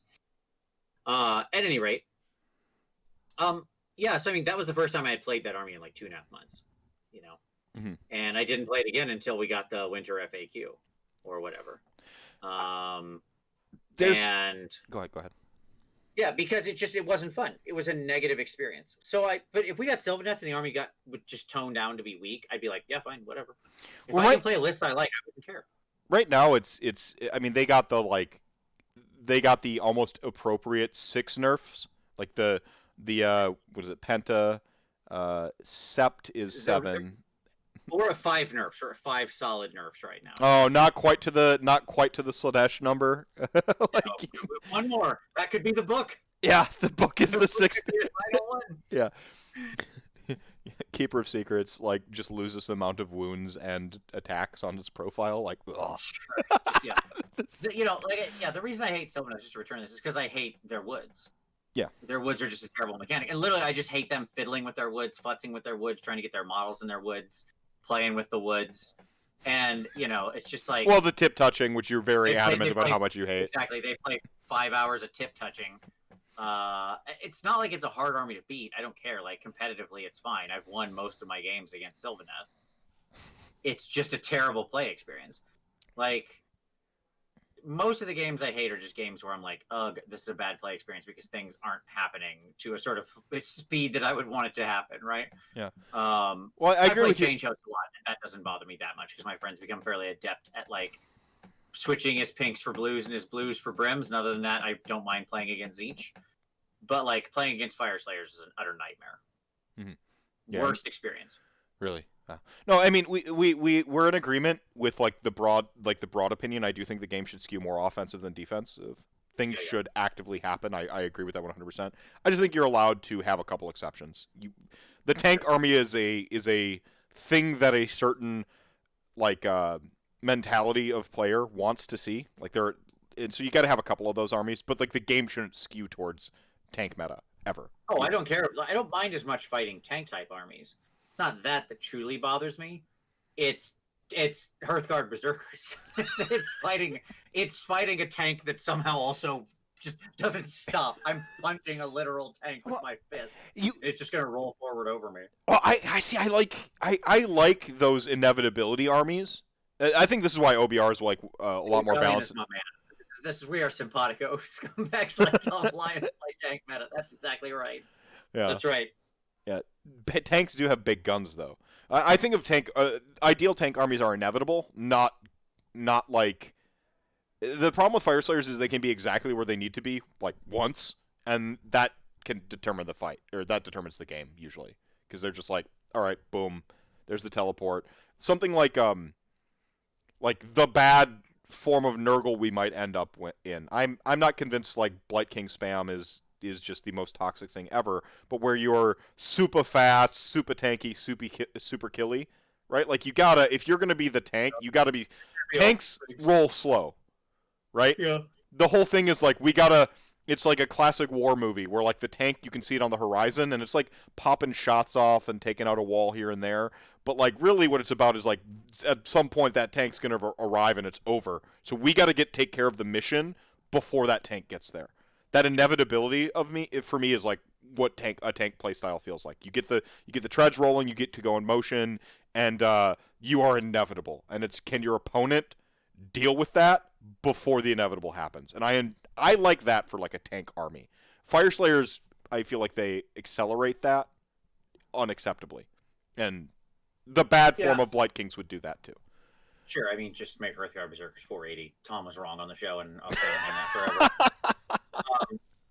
Fine, I don't care. Like, competitively, they're already whatever they are, and it's not like they're not the most competitive army. Again, I rarely rate things on competitiveness unless they're way outside the bounds, like initial Zinch release or something, which was just so far outside the bounds of reality, right? Mm-hmm. So like, it's fine. The you know, when you look at the armies that I enjoy playing, it's like, okay, what are the armies that I've enjoyed playing the most over my years of AOS? Let's keep it to that, right? Yeah. The armies I enjoy playing the most are like my Iron Jaws, which are purely a sort of a purely offensive type army. And I mean, I play them tactically. I don't always charge round one. I'm not like, oh, you're not a monster. Yeah, go. Like, if you want to win, that's a really dumb way to try to win. Like, you still have to. It's freeing you from the shackles of a bunch of other garbage to just like make the perfect offensive hammer. But a hammer still has to be. You have to still hit the nail, Right. or you're not doing anything. Right. Okay. So like, you still got to line up your shot. A take similar to this has gotten me in trouble before, so I'm glad you said it. And yeah, I mean, if you're just somebody who's like, oh, because I'm playing orcs, I must charge round one. Well, okay, it's fine. I mean, if your position presents itself and like a player sets up early and I can win on turn one, of course I'm going to charge. But I'm just saying, like, that shouldn't be your default plan. Your default plan, like with any army, should be, this is how I set up and this is how I play and I react to the situation. Mm-hmm. Yeah. And then my Slaanesh, right? I truly did love, like, I loved playing Slaanesh, especially before I realized just how bad it was. But like, being able to be highly offensive, to go in and just shred units, like, that's what I want. When I attack, I want to see something removed. If somebody attacks me back and removes my thing, like if the next turn they counterattack and remove my toy, okay, yeah, like, that's fine. That's, you know, I set up poorly, or should have had a chaff wall in place, or should have countered your counter, or whatever. Right? Or you made the tactical decision to like sacrifice the bishop for the big player. Yeah. I'm gonna get your queen with my bishop. Yeah, exactly. So, yes, I remember that game really, and that he won in 18 minutes with eels. Yes, when the opportunity presents itself, you alpha, right? You know, those are the things I enjoy the most, as far as just fun I've had. You know, like, I played a very different Daughter's Army. Like, I was rolling snakes when there was no Cobra Kai, and that was a much harder. Speaking of Cobra Kai, January 1st, get it in your body. Oh, absolutely. The fact that they actually had Johnny move up the date too in the promo, like just having him be like, nah, and change the date is so good. It's like, oh, good. Well, I know what I'm doing New Year's Day. Right. Go on. So, you know, like, in the end, you know, when I played my doc and I was playing snakes and playing like a Razor's Edge version of docs, like, I had zero witch elf blocks. Mm-hmm. You know, I had 2 tenors of Sisters of Slaughter as chaff. Everything else was stakes. So it's a Razor's Edge army. You make one wrong move, you die. You're on a knife's edge, right? And those kinds of things, it was okay. Like, I enjoyed. I think it's a beautiful army, but it wasn't really in the passion. And then the other one is just Skaven. I like playing Skaven because I like to watch craziness happen. Right. You talk about Wheel of Doom take is one of my like favorites. Yeah, I love, you know, just like playing Doom Wheels and firing off overcharged warp lightning cannons and like rolling up a double strength rattling gun and watching it evaporate itself, right? Like, this is the fun of the world. Like, it happens, you're like, well, I'm going to cast this and go for a D6. Oh, I failed. Oh, I killed myself. Oh, whoops. You know, like, that's It's weird because you talk like you talk like a Spike, and sometimes a Johnny. I think Tom takes a lot more like the Johnny Spike. You're like a Spike Johnny in terms of talk, but your play feels a lot more like a Timmy. Like, I'm a Timmy Spike. I'm 100%. Like, I'm a 75 Timmy, 25 Spike. This is why you and Hay will get along really well, because he's like a Timmy Spike essentially. Yeah. Like, I want to use the big toys that I want to use and win with them. Mm-hmm. Right? Like, that's what I want. I want to win with my big toys. Mm. And that's why the initial launch of Slaanesh blinded me so, and I was so biased and wrong, was because, I mean, it hit me like in the exact spot. Like, it married my psychographic profile so exactly. Like, it was as though Don't. someone with a deep understanding of what's in the core of my being Yeah. wrote a book, Yeah. right? Well, It was dead oh yeah, no, like I get to play with four. Like the hero hammer side of Slaanesh doesn't offend me. Like again, it's good to have exceptions. We don't want every army to be hero hammer, but like, do right. I want to play with 3 keepers of secrets? Yeah. It's the cool. It's one of the coolest sculpts in the entire game of Age of Sigmar. Yeah, I want to run 3 of them, and then like, epitome, a harp lady that I summon on, and maybe the mask and Celesky. Like, Yeah, I will say yeah, I never ran the trip keeps. Even in like, I never took trip keeps as my army. Nor did I ever use thermal runners, double, by the way. double. Lying. Oh Yeah, yeah, I always used double. That was my army. It was double doubles, keeps. double keeps, and well, usually it's like 2 keeps and then you take Shalaxi. So that was your 3 keepers. Um, Sure. Yeah. but Nope. like Never. again, like I want to play 4 dragons the army. I don't want it to be like Sure. oppressively unfun for my friend, but like you're like, hey, here's an army that can play 4 dragons and be a 3 and 2. You're hoping on a lucky break, and you're hoping that you're running hot, and you can take it all the way. Yeah, I'd play that army. I like Sure. um. So I don't think that it was wrong, and I don't. I like that you're throwing yourself on the sword here. From your take, I think people got fatigued against even trying to solve the puzzle of Slaanesh, to an extent. Like it exacerbated it. That army wasn't unbeatable. It's just the mental investment to beat it. We just tapped out as a community because it Well, was. like We saw some stuff. nothing is unbeatable Right. in the broadest word, because just that's not how this game works, right? But things can certainly be very unfun to play against, Mm-hmm. and things can also have like certain armies where the matchup is quite literally 90-10, assuming other things being roughly equal. Yeah, and That's not I've got 5 games today, and do I want to invest in getting that 10%? Right? Like, do I want to invest? Me, the gamer, yes, I do, but the average player, no. I like solving puzzles. Some people don't. Like, some people sure. hate puzzles. They just want to push their models, turn 1, their Iron Jaws army up, turn 1, and go for the alpha. And like, you know what? Cool, because I want to drink beer too. I want the game over quick. That the thing, part of the at its core, just talking about like the sort of like uh, not Prime Directive, that's Star Trek. Um, your sort of like baseline principles, your first principles of the army: live fast, like die young, right? Slaanesh feels like that's kind of like a core principle of the army, and being like ultimate alpha glass cannony, that doesn't feel like a bad design space.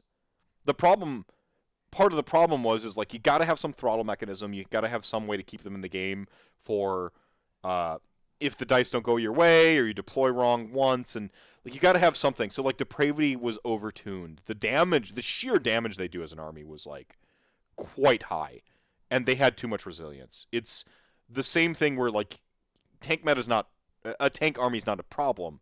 A tank army that's also the best damaging army is a problem. And they were secretly tanky in that they just kept getting their army back. And I think that was really Well, where go on. yeah, I mean, exactly. You're talking about an army with zero defense, right? What actually killed it, or what it actually was doing. I shouldn't say killed it. I'm saying, what it actually was that it was just very hard to catch it flat-footed. You had to like triple charge things to beat them, right? Like if you didn't triple charge a keeper, she was probably going to kill both of the units you put into her. Like statistically, she walks away from that fight because she just sidestepped all of the defenses, right? By just saying, "Well, you fight last," and this other thing's, and then what I'm going to do is I'm going to kill this thing, and then fight again, and then kill the other thing that I made fight last, and that's the end of the day, right? Or the contorted epitome's there and is going to take a double shot at making things fight last, or whatever, right? And so that's where the problem lied. It wasn't that it was too resilient. It's that there was no interplay. It was like the definition of what most people, I suspect, again, survey forthcoming whenever I get off my butt and write the survey, The about NPE. NPE. Yeah. Yeah, No, this is something I personally struggle with because I don't think we have a common definition of NPE as a community. You and I think we're on we it's the Supreme Court pornography thing again. I know NPE when I see it, right? right. But I think that there's a more complete definition. I think player agency is chief and kind of tantamount to what NPE is. You got to be able to make decisions. I split hairs with folks because I think the decision making starts at list building. I think decision making starts at like with some tournament decisions you make. But like but that's a very tournament focused observation. And I had a conversation with of all folks, Greg from the American ETC team, and he talked about and. It's probably a good colloquialism for what you often talk about, but he talked about like the health of the mid tables, and I was just like, Yeah. like I kind of leaned back in my chair, and I had to kind of reappreciate like looking at the game, and then this ties into like the platonic state of AOS conversation I had with I shouldn't say I had with Tyler. Tyler and Brendan did an excellent episode. I'm gonna self Great self episode. I haunt. watched it. It's fantastic. Other folks should go check that out. And like that kind of like culminated in this what you call the fat middle, I think, which is the kind of common parlance now of our community. But this notion that like healthy middle tier games, that's the thing that our first principles design should be focused on. And so like Slaanesh was beatable. I have a 50-50 with it at its most powerful, with shit like Beasts of Chaos and a post-nerf Legions of Nagash, right? Like, I was beating the army. I'd say I was beating the players. Here's what I would say: if like team game aside, okay, and like that, Love team games. Absolutely, that's because it is the great equalizer. Like, if we're back to like pre-nerf Slaanesh, and you were running beasts, and you were playing, like, this is just knowing our relative skill level. To beat me with my Slaanesh army, you would have had to have your best day ever. For me to beat you, I would have had to have a normal day. Like, I sliced my way. I take issue with that, but go on. Incredible players. Like, I played plenty of beast armies. You know how many of them I lost to single? 0. Because it's not an army I could lose to. I can touch every unit and kill it in one turn. They can't stop me. I can easily create a bubble where they're not behind, where I can summon into anything I need to behind myself. Nothing they're doing is stopping me. Their speed isn't a factor for me because I can match them on speed. Weird. Like, the units don't matter. You're not gonna out summon me, and nothing in there hits hard enough to scare me. No, the way I beat other Slaanesh players is by speed bumping them and pretending combat didn't matter. Just going like 4 inches, 4 inches, 4 inches, and just like, here you go, fight 120 models on the table. Like, sure, I understand. And I played like huge horde armies and never had a problem. I mean, it's because that's somebody who doesn't know how to go after the right objectives. Like, you slice a game a lot, that's just more bodies I'm going to collect. Okay, like, and it's a question of all I need to do is sit back and do the math. Like, I can kill this and this and this. I'll take all my forces. I'll echelon left. I'm going to drive a wedge into the heart of your forces. I don't need to fight 120 dudes. I need to fight 40 dudes, and I'll wipe those in a round. And that gives me these 2 objectives, which will slow your gain by this much. And then from there, I'll sweep right. I'll kill your next 40 dudes. Now I'm up on objectives, and then I'll kill your next 40 dudes, and I win the game.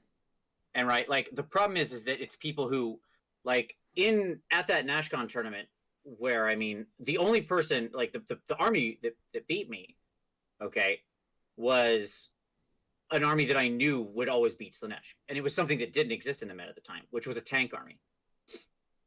There were no tank armies in the meta. Tank armies stopped Slaanesh dead. Like, the only 2 things that really stopped Slaanesh when it was firing was somebody with overwhelming amounts of ranged firepower, which didn't really exist at the time it came out, and ultra armor. Like, ultra armor, somebody who's going to plow forward with, like, a bunch of 2-up rerolling ones or 3-up rerolling ones. Well, Fire Slayers and Staunch Cast, like, weird builds of Staunch Cast. Yeah, exactly. Yes, and it was a Staunch Cast type build that ended up beating me. Like a 2016 Staunch Cast, Slaanesh I couldn't do it because I could not crack the nut. Right, I didn't have the firepower, so I'm not doing wounds. I'm losing. I'm resummoning, but in that, the tank just keeps rolling, right? And every time, inevitability, baby, losing. Yeah, it really was. It was inevitable, and that's not a crack on you, Meth. Okay, in saying that, I'm just saying, like, I lost 0 games against Khorne players. I lost 0 games against BOC players. And I played that army dozens and dozens of times.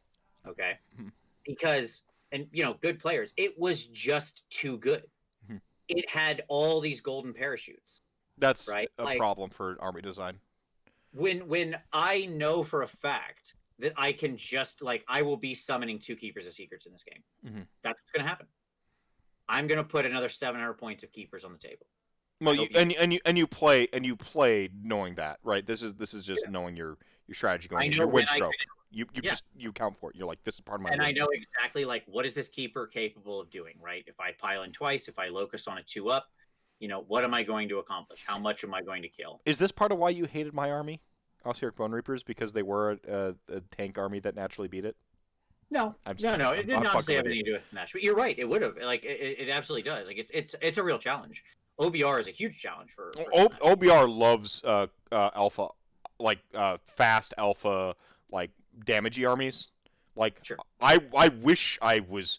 Wait, you just moved 16 inches across the table and like charged into me? Yeah, you got 16 inches closer to me. Cool. Yeah, thanks. Like I actually kind of like enjoy that. Like the way you beat me is by not doing that. You play the table and you start to, like you have to like actually start thinking a counter to what your army usually does to beat me.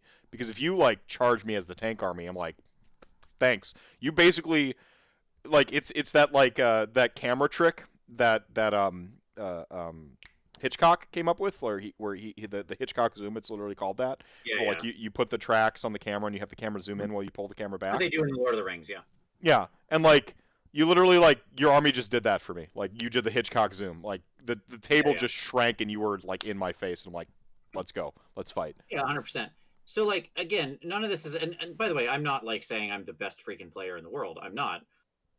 Like I have a relative confidence in my own skill. I know the level of good I am, Mm-hmm. and like I am a decent player. And uh but like my point with that statement of the Beast of Chaos was to say like that was the problem. You didn't have to be on your best day to beat significantly tougher armies with that army, right? You just Yeah. had to be on an average day. Like, okay, another, yeah, what do you got here? This thing? Yeah, fine. Okay, I'll beat that. Whatever. Great. Like it's gonna happen. I'm just gonna play forward and then I'm gonna do this and this and this.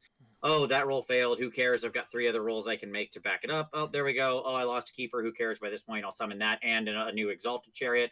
I'll charge you with both. Yep. Okay. One of them got there. That's all I needed. Now that unit's wiped out. I control this point again. I win. Game over. Are Yeah. we done yet? Well, like, the problem with Beast of Chaos as an army is that it's mentally fatiguing. I have to be locked in every game all the time. Yeah. To win Yeah. with that army. That's why it feels like it's not good. Like you look at like Cities of Sigmar as a toolbox army, Skaven as a toolbox army. I think Skaven is probably the healthiest. It's not the healthiest in terms of like war scrolls that are just kind of dead weight in that book, but in terms of like its general like this is a quintessential 3 and 2 toolbox army that has the power to not have a bad matchup. Like eels, I guess. But for the most part, you survey the meta and you go, I've got a plan for that, right? But you have to execute it. And that's the power of toolbox armies, that agency, that like feeling like I'm always making decisions. Beast of Chaos, it's not just like I've got a plan for that army to beat it. I literally have to like execute my plan and then hope nothing goes wrong the whole way. Because if anything goes wrong ever, it's over. Right. Like, Right. And as and that's my point. then that's And it just feels unforgiving and punishing as an army, and that's the flip side of the Slaanesh thing that you're talking about, where like you don't have to have your best day ever, and you're just like crushing great players, right? right. Yes, I'm yes, exactly. Like it's M Bison. For you, the day that I came to town, it was the day Mm. that changed the rest of your life, right? It was the most important day of your life. For me, it was a Tuesday. It was Tuesday. Like the fucking Right? Raul Julia. Like Yeah. me seeing other armies of anybody piloting them, it's like, okay, cool. That was the expected outcome. Yeah. Like you were supposed to lose, Mm-hmm. right? Um, Again, not because I'm such a good player, because that army was so outside the norm that you don't have to be like that dialed in. The one of the hardest games I ever played with my Slaanesh, and obviously this was a uh was against fully tooled up FEC, Mm-hmm. right, at NashCon. This is like pre-nerf FEC going hard into the paint with with Gristlegore, right? Piloted by a great player, where it was like, okay, one wrong move and everybody's army explodes. right? Because we're both wielding these nuclear weapons, Yeah. and it's like step wrong, you explode. That's it. You know, Well, it was the mutually assured destruction of like Slaanesh Flesh Eater Courts. yeah, yeah, That yeah. It was an insane game, and I was one of the ones I'm very proud of pulling out the W in. But boy, was that a game of games. Like I literally collapsed against the wall when that game was over because I was so stressed huh. from going down to the wire on it. No, I, So the point you made earlier, I think, is worth reiterating. When I talk about things that I find unhealthy or as NPE, I'm very rarely talking about competitiveness at the top tables because, as I have said many times, I don't care about those people. Okay, if I'm up at the top I tables, love you, I'm there. Relian. By the way, Merry Christmas. Oh, I care about you, but go on. Relian doesn't need me looking out for him No. because Relian can go 4-1 and almost 5-0 with Night Haunt. Okay, Relian's good. He's Yeah. fine. He's Yeah. one of the best players in the country. Okay, Yeah. um, like he doesn't need us looking out for him. He No, is. he's like the Chuck Norris of AOS right now. Yeah, I mean, there's a couple people like Bill Sousa and people like that, right? That are just so amazingly good, and um, a lot of them in the Midwest. I don't know you, the rest of you people. I'm sorry, whatever.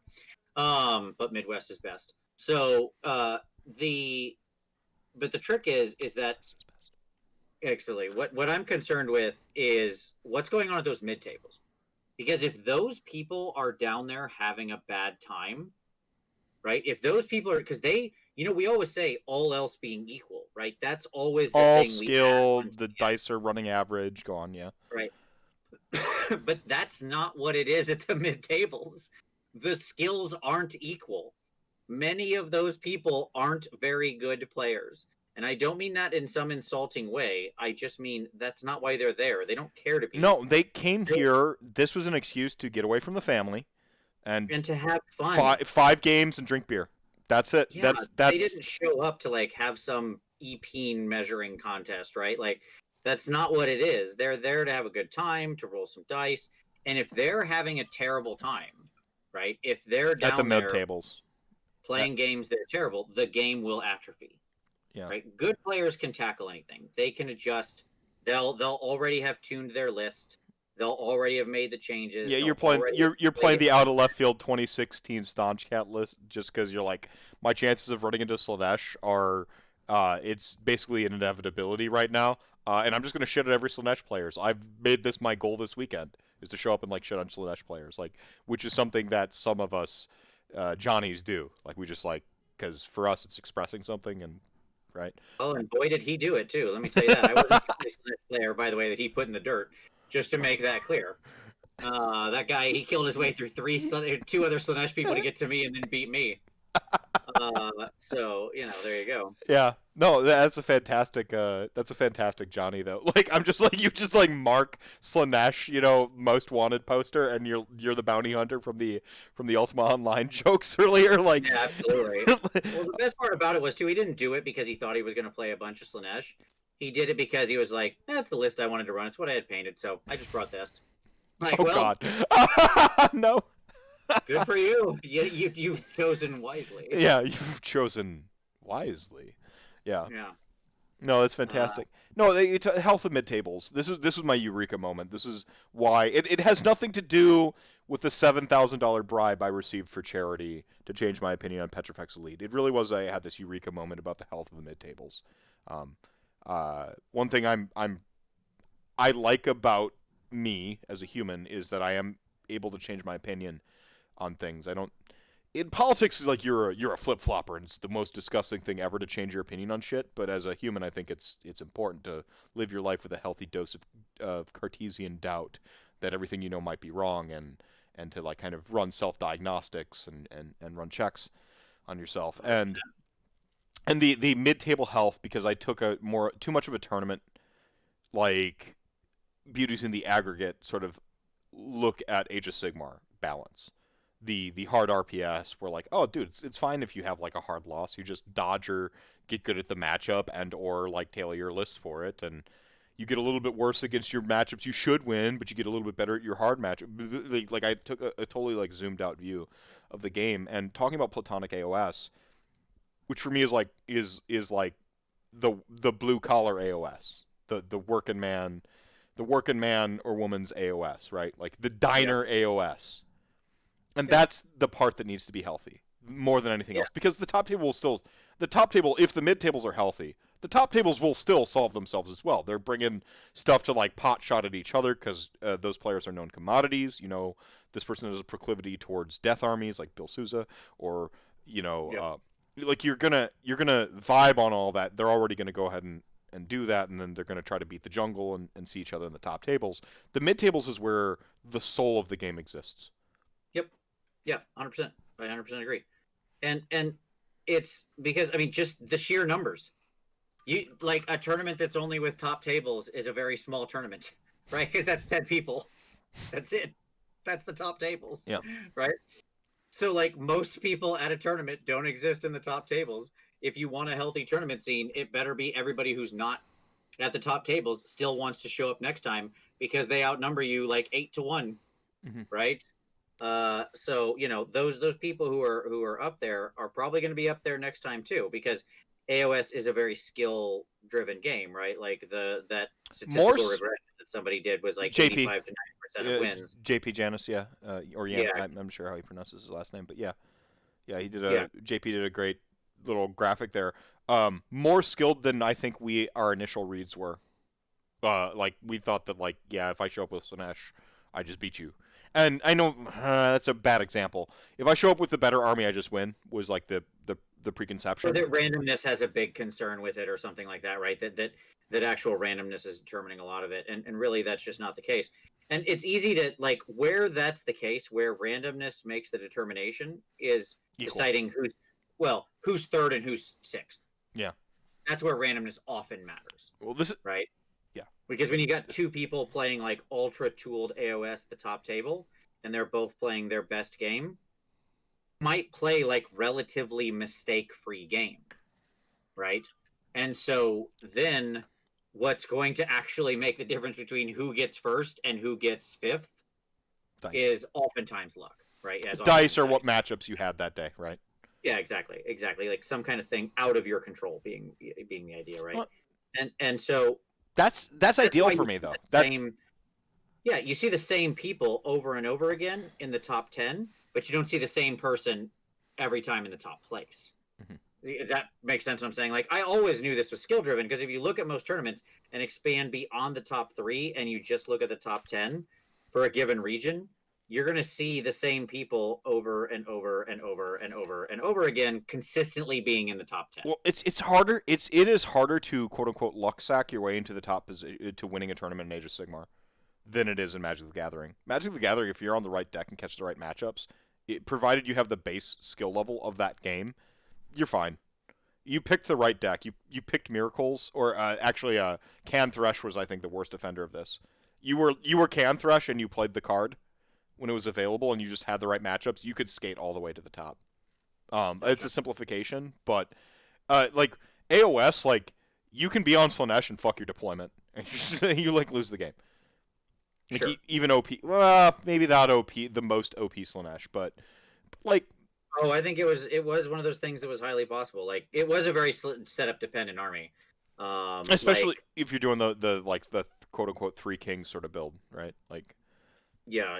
I mean, if you go back and watch, my setups are very careful. It's something I spend a lot of time on. Like setup is a huge part of the game to me in my Slaanesh army. It's something that I always paid a lot of attention to, and something that I was very serious about. So yeah.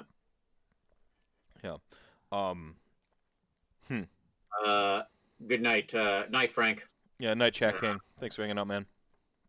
So yeah, I mean, to me, I am excited for what this new book will bring, because one of the interesting things about the original army is that it was almost Hero Hammer by default.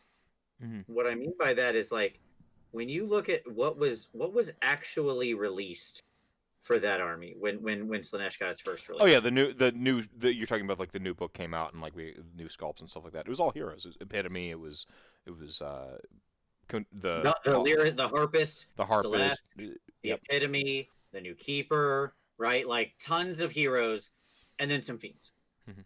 right? And so like your other choices of stuff were basically like the non-hero versions of chariots, right? That were just also a hero sculpt. Daemonettes, which are terrible somehow. Somehow they continue to be so terrible, even though it's so funny to me because Daemonettes are like the last of the base demons on 25 mil bases. Mm-hmm. Bloodletters on Well, 32s now. Bloodletters are on 32s. Leg bearers are on 32s. Everybody's on 32s. Not Daemonettes. We keep our 25s, and yet somehow we're still terrible. Take that. Like we found a way to be awful. You know, Daemonettes are bad. Fiends are bad. Your little horse rider guys were obviously just there to be chaff. Like they couldn't kill themselves out of a wet paper bag. They're like the most obvious chaff in history. Oh, I mean, you're buying a minimum battle line requirement sometimes. And you're just like, yeah, hey, we'll take 3 of these. Yeah, Instead. my point was there was nothing in the army that would make you go like it had to be Hero Hammer because what other units were you going to rely on? Okay, Well, there just wasn't anything else. there's a peripheral take here, which is I believe in a recency bias in Age of Sigmar. If new sculpts get released, people want to play that. If a new book gets released, people want to play that. Like, it Oh sure, hidden tech exists in this game that it's like old builds and old staunch cast models that people have neglected because the new shiny thing comes out. Like, I think that's a reality of like how we play our game. sure. There's and it's really easy if you're on the cutting edge to like stay on the cutting edge and then just like not look back too. Yeah, to just keep rolling forward. Right. Um, but yeah, so like this game, they release a bunch of all the sculpts came out. They were heroes. I want to play with those, and I have an army that has an allegiance ability that says heroes do the thing. Yeah, Right. let's go. I'm gonna min max the hell out of that. Right. It was the proof. They told me how to play it in everything that they released, from the recent sculpts to the rules that said heroes do the thing. To summoning the heroes that do the thing. I'm like, yep, it's all right here. Yeah. Yeah, you get heroes because heroes behoove more heroes that behoove more heroes that give you the thing to get heroes. Yeah. Yes. Yeah. What? Right. Do you, what? And again, I don't think that's. I'm. It's weird because we're like, oh, I hate Hero Hammer as a culture. We're like, well, we hate Hero Hammer. I'm like, it's all right to have an army that's the exception. I understand that a lot of people aren't fans of it. I personally love it, but yes. No, I think it's cool. D&D parties. That's your army is just a D&D party, like adventuring party, and then you have like some villagers that back you up. I think that's cool. That's a fun build. That's awesome. 100%. And look, when I'm like, I am definitely a fan of the style of D&D, or in role playing games. I generally like to be the big damn hero, right? Like I want to be the person that's like, showing up like a superhero, crushing in, and being the superhero landing. Yeah, like that's how I want to roll into scenes, right? I like being that character, being that like impactful. That doesn't mean at the same time like that doesn't mean you play like a jerk. I don't mean like to be a jerk in the game or to try to steal other people's spotlight or something like that. You still have to be as a person playing a role playing game. You still have to understand that you have friends and that there are other people in this group with you, right? So I don't mean that. I'm very conscious of not playing like a jerk, or I try to be. Mm-hmm. It's a struggle. Like I know this is not a line I've always walked perfectly well. Sometimes I've played like a jerk. I didn't mean it. I'm sorry to my friends. I'm glad they keep playing with me, but I really try hard not to do it. Oh, our Soulbound game is going awesome, by the way. I know it's we're gonna have like a month of hiatus here because it can't be helped, but no, and that's great because I really feel like I don't have like. There's definitely moments where I can just sit back and be like, yeah, go nuts. This is you guys. Like, I've never felt like I had that much of a struggle with that in that game because other people have such strong personalities, right? So it's not. You're gaming with Haywo, which is probably one of the strongest personalities in our thing. It's like, yeah. Yeah, exactly. It's easy when you've got other people who want to step up to the plate. It really it feeds the best instincts in me, right? When you've got other people who are really wanting to play hard, because then those other people will just do the work for you, right? Yeah. You don't have to willingly step back. they're willingly stepping up, and then you can just go, okay, cool. Yeah. Yeah, I mean that's where like it sucks when you get it on like a new RPG group and you're like the I'm kind of in your boat too because like I have a strong personality. When I'm at the D&D table or the tabletop RPG setting, I'm like if I'm in a party, I'm gonna engage the GM every time, and I'm like if you have like people who are a little bit like unsure, you can suck the air out the room. You know, Right. it seems like every scene you're the one talking or whatever. Yep. Um, Yep. Even if it's just like, oh, are there any traps? Right? Like the other players don't even know to ask that, and you're just like stifling it all. But tying this back to like Hero Hammer in Slaanesh, like the playing like a jerk in the D&D party. Did we already put a bow on that, or was there? I mean, I think that my point in all of that was to say I'll be very interested to see what this new book forebodes or brings, whatever you want, whatever the appropriate word would be there, Yeah. um, for Slaanesh, because we're introducing a lot of non-new heroes, Yeah. There you right? go. Like we're introducing a lot of stuff that isn't a hero, like these new, two new types of cav and a new type of foot archer and these sexecutioners and the twin souls and like none of this stuff is heroes. Now we're also getting some cool new heroes in the Slangor caster. Fiend Bloods. Yeah. Yeah, the Slangor Penalists. Yeah, exactly. And I really hope that we redesign the rules aware that like it would be cool if those things actually had allegiance abilities in the game beyond sixes become 2 hits. Yeah. Right? Because right now, that's the only allegiance ability a non-hero has is if you roll a 6 to hit, it becomes 2 hits. Like, Right. okay, cool, that's not terrible, but like that's a lot of this whole that's a column and a half of allegiance abilities that just don't apply Yeah. to anything else but heroes. Well, Right? even the Fane only addresses heroes doing stuff with the Fane, Yeah, right? correct. Yeah, the Fane does. The Locust, the Depravity, it's hero, hero, hero, Molly hero. needs me. You got this. Hang on. Yeah, Sorry, right, it's fine. sorry. So, like, my point was when you write a book where so much of what is being said on the page is play heroes, heroes the only thing that matter, heroes the only things that do anything, hero, hero, hero, right? When that's all that's happening, I find I struggle to or understand what else should I have been doing? What else could you have imagined me playing? Right.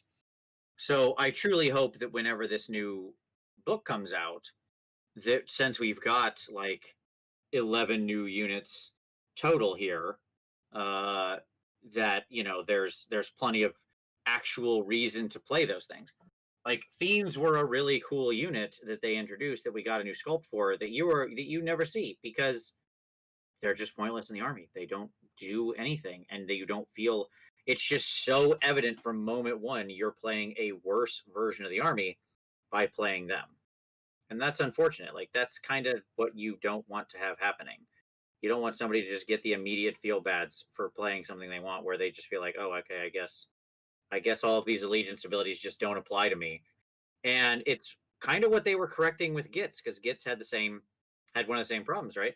One of the things they were correcting with Gits was making it so there wasn't just whole sections of the army that were like, oh, uh this is a clearly inferior choice. It's not benefiting from all this stuff in any way. Now, I mean, we can talk about their allegiance abilities being kind of a nothing burger because of the bad moon and so on and so forth. That's a whole different discussion.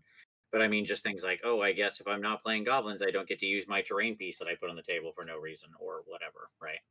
Just that kind of stuff. Um, So, my hope is that these new units are good and have reason to be in there because you've got Sigvald, the caster lady, and the palanquin we have yet to see, which we'll hopefully see here in a few hours. And, um, the rest of the stuff is going to be units. Um, so that's a lot to introduce. I hope it's good. Fingers crossed. Fingers crossed for whatever it's going to bring us. My personal feeling is I just hope we completely redesign the allegiance from the ground up. Keep the sixes or double taps because that kind of makes sense, and then just go from there. Like whatever we think is clever. I would love to see a complete rewrite. I wouldn't hate it at all, and it wouldn't bother me one bit. Yeah, but time will tell. Probably not too long. Longer than we wanted. because I guess I originally, obviously, Slaanesh was supposed to release in January. We know that because of the Hedonite coin. So it's not like it was supposed to be this February release, and I hope it's still an early February release. I don't want to wait longer for my Slaaneshi goodness.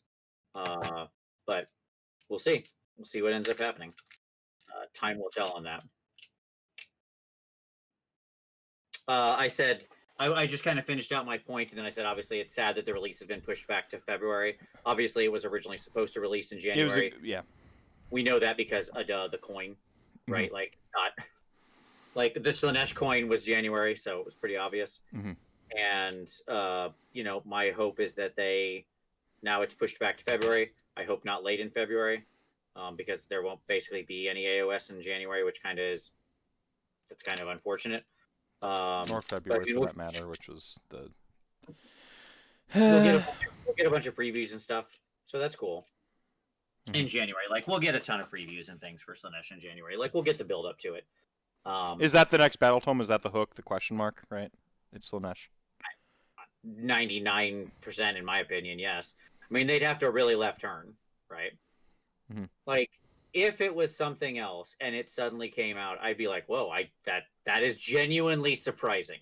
I would be genuinely surprised, which is rare because most of the time, you ever seen Boiler Room? No. Okay, Boiler Room is a great sales movie. I watched Boiler Room. Like I used to show because I used to train salespeople, and I would show them Glengarry Glen Ross, Wall Street, and Boiler Room. Okay, these are the 3 movies you had to watch to work for me. Mm-hmm. And in Boiler Room, the main character, Giovanni Ribisi's character, is like, "Look, I'm not a fate man. I'm an odds man." And I think, what are the odds if I hadn't shown up at this house that night, if I hadn't done this thing, if I hadn't done that, right? So he's just looking back from where he's sitting at the end of the movie back to the beginning, right? It's kind of what's going on. And that's how it is. I'm always an odds man. I so rarely am certain about anything, right? I'm like, well, odds are this, odds are that. I'm always thinking. I'm a little more Han Solo. Don't tell me the odds. Don't tell me the odds. Like, go on. Sure. No, I think in probabilities. Like I have a very probabilistic nature to me. I'm not a fate man. I'm an odds man. Mm-hmm. And like when I think about what this would be, it feels as close to certainty as I can get, like 99%. What's the next book? Well, the thing that they've released 9 different units for so far that seems pretty obvious that they've been talking about for a while and building up, that we haven't seen a book for yet, that clearly is going to get its own book, right? Like, if I had to guess. Well, real quick, not to stop you. Is it going to be a Mortal Slaanesh book, or are they going to like kind of It'd just be Slaanesh 2.0, like New Stormcast. Right. Yeah. Okay. All right. Yeah, I think they've learned at this point that if they redo a book, they just roll everything together. Yeah. Right on. No, I think that's the way you go too. Question here, real quick from Dice Dome. Let's tackle it. Yeah, go. I play Lumineth, and I have a hard time with Horde, mainly Skaven Pestilence. Skaven. Would you happen to have a tip or two for playing Horde armies, playing against? It's tough with Lumineth because you don't have a lot of mobility. I mean, I don't know what build you're running, so I'm just kind of assuming like a take all comers average LRL build. Yeah. And like if you're talking about Skaven Pestilence, what you're talking about is just an overwhelming. You're getting dice suppressed through hordes of models. So I assume that means you're fighting people who are bringing like 120 plague monks or something gross like that. My best advice is you've got to figure out where you can push on the lever, like I mentioned earlier. Like, and again, I don't know what type of Lumineth you're playing, but it feels like something like a Sayer build would be quite strong. I feel like Brave Bomb. Yeah, exactly. Like bravery bombing them is really strong. Like if you've got a Cathalar, you can just lock an entire unit of, because those Clan Pestilence monks are like bravery 4, 5. I don't remember. I think 4, but maybe 5. It doesn't matter. Either way, you could just lock them out from ever doing anything again. Once you just neg 1 bravery them and then just cast the spell, and you'll lock them out of literally ever acting again. Mm-hmm. They'll never move. They'll never do anything. And then it's just a question of like, you're fairly slow, but you definitely hit harder. Like your wardens, when properly buffed, should be cleaning up units of plague monks like no problem. So it's just a question of like making, like, that's why I think Sire would be good, because then you've got the double tap on the on their whatever their resource is called, their gold. You can spend their gold twice, and Her it's gold, all yeah, gold. yeah, It's all gold. yeah. And being able to like push your guys up to a save higher, like a +1 to a save in a turn where you're going to get kicked by one of those units is very powerful. Yeah, they do And, some. They have some good mortal output, which is, I think, a small problem that the Lumineth players would run into against Scryer or Pestilence. yeah, exactly. It's a low wound army. My biggest general tip for playing LRL is play for the late game. Right. This is an army that shouldn't go like hard alpha early or like hard in motion. You kind of want to watch the game develop and then execute. And so that's like my biggest general tip for LRL right now is don't play don't play fast. You slow play that army. It's a battlefield control army. You want to watch the battlefield develop a little bit. Yeah, I mean, in the end, they've got a single strategy. You might want to ping somebody like Martin Orlando, by the way, online. I'm sure he's got or Tyler Emerson. Tyler's got some really good takes on LRL right Yeah, now. they did a lot of reps with LRL and could probably give you like very specific advice, like do this, do this, do that, these units, and so on and so forth. Mm-hmm. Mm-hmm. So hopefully that helps, Dice Dome. I think your Brave Bomb is a really good out against specifically Skaven. Horde. Yeah, I mean, the Kevlar thing is so crippling to them. That plus a total eclipse, and it's like, well, I guess they don't do anything. Yeah, and you can actually end up on like a tech. I feel like if you're on a techless build, it's probably worse because tech NATO, but like they can swarm you pretty hard and like kind of like slow roll you. Yeah, and if it's truly Horde, you're not doing enough with Tech NATO to stop them down. Yeah, exactly. So like I could see a techless build really struggling, but like a sort of take all comers generic LRL, I think you play for the late game, you bravery bomb them, and then you grind. Yeah, I think also using your Dawn Riders correctly is going to be really important if you've got Dawn Riders in the list, because they can actually be really damaging against one wound plague monks. And so, like, hitting them right, pinning them, keeping that, like, using your Dawn Riders who can move 28 inches if they need to, right, in a way that you're controlling their ability to move, and so they can't bring multiple hordes against you at the same time. Mm-hmm. Like, if you kill a whole unit of plague monks and they mortal wound kick back and or fight back and kill a unit of Dawn Riders, that's a trade I'd make all day and twice on Sunday. Like, that is a winning trade. Mm-hmm. If you're taking out their block with your Dawn Riders, you're absolutely winning that fight. Yeah, and your Sentinels are going to do a lot of work against them too.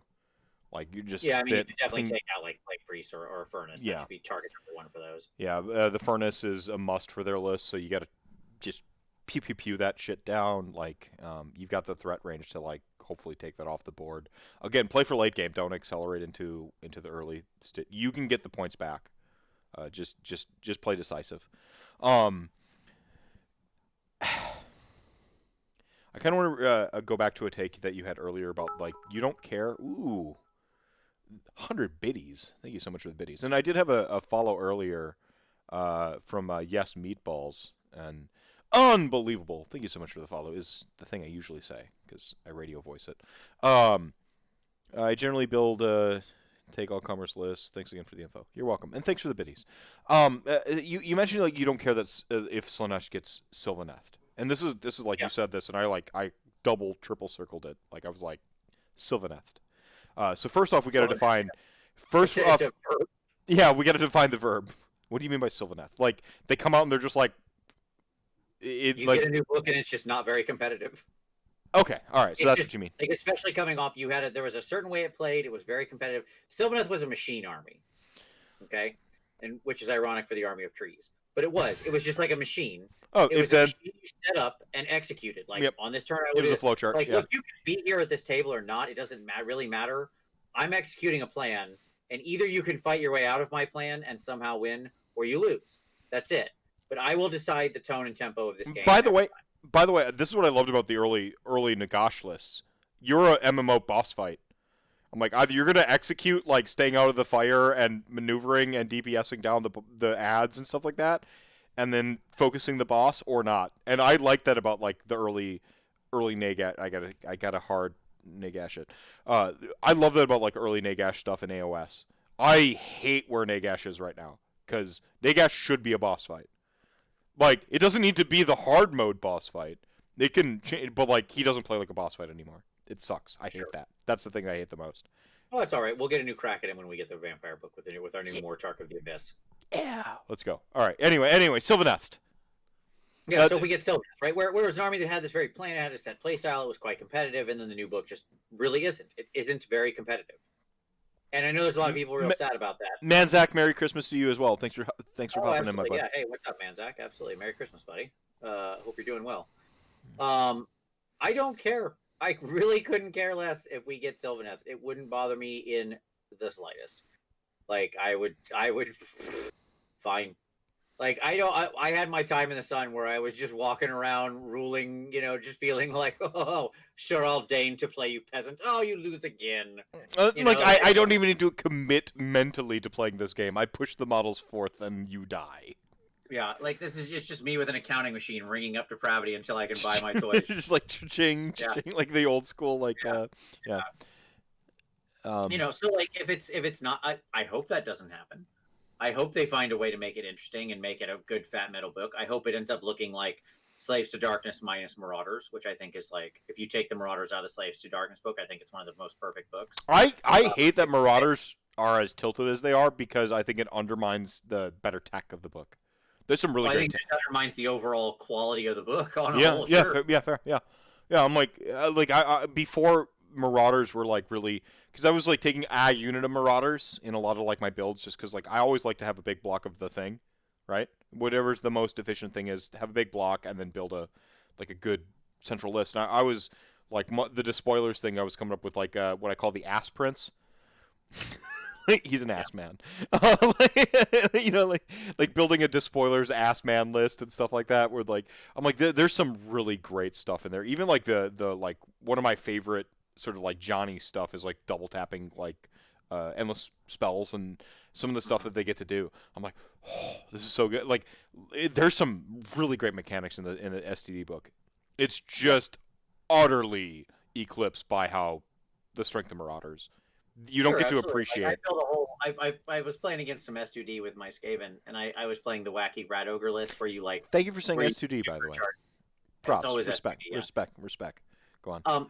And I was, and I said, so this is this wacky list where you're investing about 1,000 points to make Rat Ogres good, okay? But you can like turn them into a pretty efficient, like a pretty great killing machine where they're like, hitting on, they're like 2s and 2s and rerolling 1s on the hit, and they have decent rend and 2 damage and stuff like that, and they it's good, and they can fight on death and all sorts of crazy stuff, right? And you're just like you're just like, will this blend, right? Like bad unit, but you can make them fun and whatever, It's a jokey, goofy army, and I wanted to play it, so I was playing it one game, and I made this longer charge and got into a unit of 40 Marauders, but I didn't get my whole block of like 8 into the Marauders. Okay. So I only got like maybe 5 in, and then the other 3 charged something else, and whatever. Did all my stuff, and I killed 25 Marauders or something, and I was like, ugh, that's less than I needed. Like I needed to kill more, so I killed like 25 out of the 40 Marauders, right?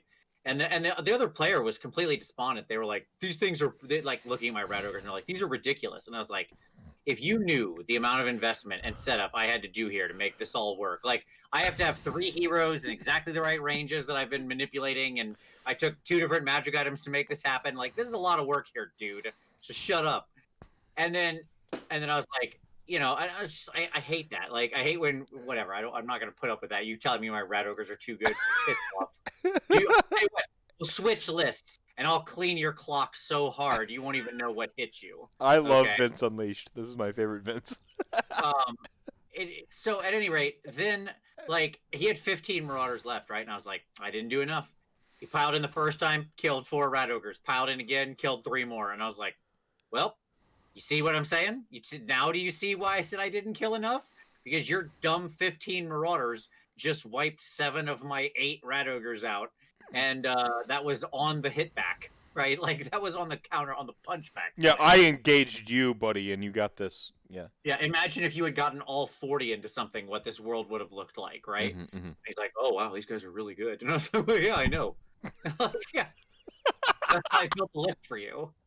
Like I'm the one who designed the list for them. Yeah. But I don't blame them. Like if you're not dialed in, you don't know until you experience it, Uh-huh. right? Um, and so it's one of those things where like you have to kind of be aware that like, oh wow, some things are just going to be super good, and it's easy to say that on paper, and then you play it in reality, and you're like, wow, no, that is really good. There's this weird thing going on right now where like I feel like to internalize you got to play with Age of Sigmar because we can math hammer, but Sure. like to actually get it on the table and to like do the thing that galvanizes it, that makes it real for me. Like that's and like I don't know, like Blight Kings is the one right now where I'm like I saw some UK stuff where they're like, yeah, fuck this. Like it was really like the thing, and I'm looking at it, and I'm like, but they're so low model count, they can do infinite damage. So if you just like chaff them a couple times, like I don't see how they keep winning. There's a finite amount of turns in the game, and I don't know. Sure. I mean, they should go back up in points, like 20 points. They should be around Sure, 6. they made them way too cheap. Um, but no, By the way, I think there should be other adjustments to the Nurgle army, so it's not like that's the only thing that should change. yeah, Some and other I hate that we always go to like needs a new book, right? And I think this is super pertinent for the Slaanesh discussion. Sure. I hate that we go to the needs a new book thing, but like Nurgle was one of those things where like, oh, we wrote it with AOS 2.0 in mind, and I'm just like looking at him like, no, you didn't, liar. Sure. Well, they wrote it with how they understood AOS 2.0 at that time, but right? But I mean, that that's not what AOS 2.0 is going to end up being. I mean, the initial AOS 2.0 was Stormcast and Nighthaunt, mhm. right? I mean, that's the world we lived in at the end was very different than what the world was when it started, right? I mean, let's Even a book, 2 books later, because after the you got Beast of Chaos in like about October, and then February and January happened, right? Like we got Flesh Eater Courts and completely different world, completely different world. absolutely. I mean, look, Stormcast are pretty scary when they like I don't know if you remember, but I played on the stream for the launch of AOS 2, right? I And because don't. I was over in England, and so I happened to be in Nottingham when that launched. You said it And wrong, which is something I learned from Rob's stream today. Nottingham, Nottingham or something like that. Like it's like you gotta they chop still words. have a lot of it. Nottingham, Yeah. but yes, I was over in Nottingham, and I mean that's just how I pronounce it. That's as good as we're gonna get. And and like I mean they gave me a because I obviously didn't have my army with me, so they were very nice and they gave me an army, and what they gave me was like an Eldritch Council list of like sword masters and some dragon dudes, like not the good dragon dudes. Mm-hmm. And then they had me play like new Stormcast that Terry from Facehammer was piloting. It was a very fun game. He's a very nice guy. And that was like what I would call not a great game as far as that goes. Because that was, to that list of just like, well, I have sword masters and some bad casters. That's a non-game, right? So I mean, it was just a different world very quickly in AOS 2.0, right? Mm-hmm. Yeah. Because that list would be so quickly eclipsed. Like we'd look at something like Kitty Caters and be like, those are no good. Mm-hmm. That's crazy. When you look at how good they were when they initially popped, right? Thundercats, right? Yeah. Yeah. Kitty caters. I Yep. like that. Good. We call them Thundercats around these parts, buddy. Well, they're called kitty caters, so you can call them whatever you want, but they're called kitty caters. I don't know what to tell you. That's fair. No, do you have a fear? Because AOS 3.0 is like the talk. Like we're getting 3.0. We're getting 3.0. Mm-hmm. Honestly, like I'm upset to get a new GHB this year. I liked this GHB. I wished I had more time to enjoy it. And I know that you had your like your basement games, beyond that door there, past the wizard staff, where you got to really enjoy it. I've got a couple games with myself, and Sure. some TTS stuff, and I'm like, this is what I asked for a year ago when I roasted the book, right? The previous GHB. I'm like, this is the one I wanted. I didn't get to experience it, and on one hand, it's like you got to keep plowing forward. Change is good. I'm not averse to change. I think that part of what makes Age of Sigmar's community pretty awesome is I think that they're more accepting of change than other communities. Sure. I think that's like the strength of the Age of Sigmar community is they're just like they're kind of like they're just like kind of like down with change. They're like, yeah, fuck it, fine, let's see where this goes. As a community, I think that's a strength. But this is like the one time where I'm like, don't change too much. No, I agree. I mean, I really hope that whatever we see for AOS 3.0, assuming we get it, which by the way, I would just love it if we were all wrong and we didn't get it and they waited another year. One more year, same. With that, yeah, yeah. I would love to see us just wait. I don't think we need it. I think the game is relatively fine. Like, let Broken Realms really play out. Let's see where that goes. You know, keep doing some battle tomes, introduce a few new armies. Like, we don't need that much stuff. We just don't. We don't need to keep edition changing. We don't need to be on this like edition treadmill. You know, I would point out that 5th edition D&D launched, you know, about a little bit before AOS, right? They were about the same time. And we're still on 5th edition D&D. Haven't found a need to upgrade that yet, and you know, it's going stronger than ever. It's the most popular tabletop gaming experience of all time. Yeah, exactly. I mean, like, the number of people playing that right now on Twitch, I'm sure that if I flip around on my recommended channels, I can find some people playing some ridiculous D&D games. Oh yeah, massive audiences. Yeah, Critical Role with 5th edition D&D pulls down literal NFL ticket sales. Yeah, like it's outrageous. To go watch nerds play Dungeons and Dragons live is like buying a fucking Super Bowl ticket. That's outrageous to me. Like, oh, believe me, I know. When I was at Gen Con, obviously not this year because there was no Gen Con, but 2019. Yeah, we were over getting lunch in Lucas Arena. We were like eating over in the Oil Stadium. Yeah, Lucas Oil Stadium. Yep. Yep. To do like because there's a lot of cool where the stuff. Colts play. I believe you. I don't know that to be true or false. You could be lying to me, and I would not know, but I believe you. Go on. And there's a lot of cool stuff one of the things I love about Gen Con is the corners, right? Like, there's the obvious stuff, like the big exhibition halls and, you know, the big show floor where you can go buy stuff and stuff like that. That's all cool, and I love all that. I also like the corners. I want you to define what the corners is in a second. Sure. My favorite part is how much the city just like gets behind it. Oh, absolutely. Like you go to like just a random ass taco hut, like three. You're like, Gen Con special. Here's this, and yeah. Would you like Super Dragon? Would you like the Driss du Orden special? Yeah, like we both went to the same guy, by the way. Yes. Yeah. 100%. No. I love that. I love that, and like then you like at the wait staff that like. You have a 50-50. The one who like legitimately is a nerd hiding it, they're masking their power level the whole time, right? Or it's like they have no idea, but they had to suddenly like conform to you for a day. Sure. And I love that like moment where you're like, you have that moment where you're like you're trying to figure out if like it's the marketing ploy or if they're like actually happy to finally be themselves. Yeah, I love that moment. If you go into PF Chang's, they have Gen Con oriented specials should tell you everything you need. Yeah, it's Steak and Shake for me, by the way, buddy. Thank you. Go on. I mean, definitely not. Never, ever, ever, ever, ever. I'm not going to tell you where I eat, my friend. I keep my secret spots for Gen Con to myself. If you can find me, I will extricate them from you in the future. That's fine. Off stream. I definitely don't share them publicly. We have our places. We have our things that we know about. I mean, I've been going to Gen Con every year since 2006. This is the first year I haven't been at Gen Con since 2006. Obviously, there are people who've gone a lot more years than that. But you know, it's no. See, as a Wisconsinite, I remember why it's called Gen Con.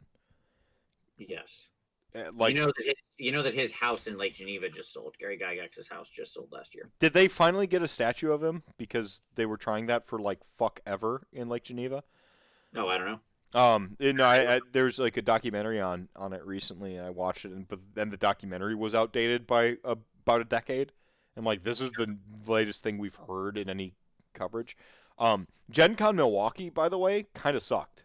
Like Milwaukee, that's home for me. That's my backyard. Did Sure. not embrace Gen Con as a thing, the way that Indy has embraced Gen Con. Gotcha. So when I talk about like going off street to like, I say the Taco Hut. There's not a place called the Taco Hut. There's this like awesome Mexican restaurant, like kind of off the main strip there. That like every time we went in there, it's like I get hot wings and like some tacos, and there's nobody in there ever, but they're like totally on board with it.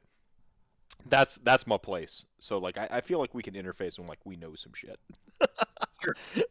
um, no, I just we were kind of talking about like the new edition The and things I like are when I said the corners, what I mean is yes, those off. Gen Con has a lot of stuff that's off the beaten path. Seminars happening in the adjacent hotels, unusual things going on, just cool stuff. But just to finish out the Critical Role thing, I was over in Lucas Oil, and there was this huge, like unbelievably huge line, like just crazy, Mhm. crazy line for over at Lucas Oil. And I'm like, what the hell are all these people over here for? What is going on? And it was for a seminar with Matt Mercer and that crew, Yeah. right? And I mean, like that was what was going on there, and it was just the biggest thing in the universe, right?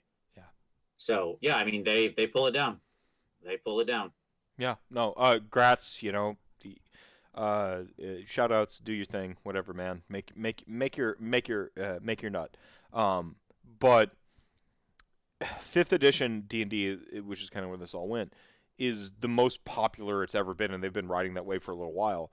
Age of Sigmar 2.0, we have this thing called 2.0 babies, right? Like the AOS 2 babies, where we watched the fandom literally double 1 year, like literally, and we have a awesome. Literally, were you just quoting more?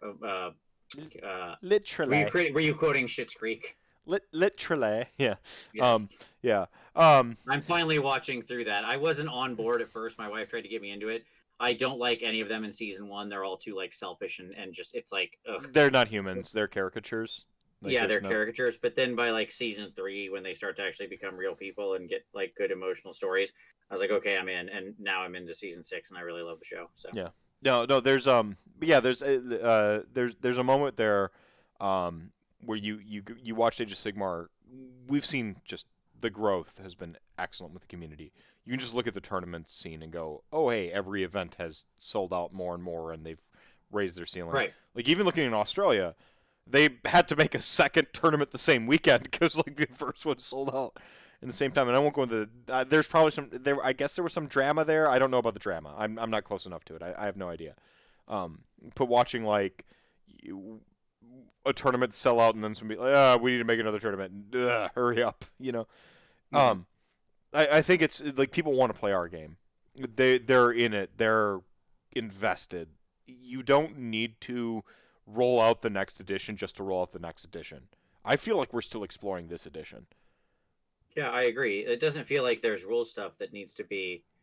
Not It's not like the dramatically. transition between 1.0 and 2.0, Mm. right? Where the transition between 1.0 and 2.0 felt pretty necessary because there was a lot of like proud nails that hadn't really been hammered down yet, right? And needed to be codified into the rules and were kind of messy and stuff like that. Yeah, like the classical unmodified versus modified, right? Like just making that language more blanket. Right. Yes, and like moving to a lot of Holy Within and moving to command abilities working the way they do. I mean, remember that command abilities were only a thing that could be used by your general pre AOS 2.0, right? Mm-hmm. There was a lot of differences. It was a very different game. And we cleaned out a lot of that stuff. When I look around now, I'm like, I don't even know. There's certainly nothing on that level. And I don't know what I would pick. Now, the way that they could do this is if we have a new edition non-change. Okay. Just like a So 2.5. yeah, like if we call it a new edition, and technically it is, and we get a new like launch box to help bring people in and stuff like that, but really it's just basically the same rules with some very minor tweaks. But we're just really doing it as a marketing exercise to help them like boost sales and stuff, but we don't really change the game Yeah, let's much. do that. Let's go. Then I'm fine with that. Yeah, I'm on board with that. I don't mind. I'd love to see a new starter box. It means Stormcast will get a new book, which I actually think would be fun for them. Like, there's There too. I think And but what I don't want is rules changes that necessitate new battle tomes. Yes. Because the last thing I want is for the battle tome treadmill to start up again, Well, where we need another 2019. 12 And books in 1 year. right, I mean, by the way, that's what they're going to be on track for 40K, right? I mean, they said even with the reduced schedule, we will have one battle tome a month at least for Ugh. 40K. Ugh. That's the schedule they're on. I Right? have to go on. Go on. And my feeling is, do you want another No. Skaven tome at launch? This is how you get Skaven tomes at launch, right? Like, do you want ants, Lana? This is how you get ants, right? Because when you're forced to operate at that This is how you speed, get ants. yes, when you're forced to operate at that speed, things are going to fall through. Yep. Right, and then you're just playing catch up. So if the change is basically like third in name only Mhm. type of change, right, where it's just like, yeah, okay, sure, it's third edition, got it, but Wink, wink. basically, Yeah. wink, wink, but like, okay, what actually happens is maybe we like Rob wants, slightly more codified terrain rules. Sure. Okay, Yeah. Whatever. that's fine. And so like now we have some more optionally more codified terrain rules. And I'm trying to think of like what else would we change.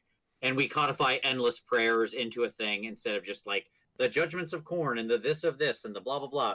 No. They're all one name, Yes. right? And that just kind of like rules clean up stuff like that.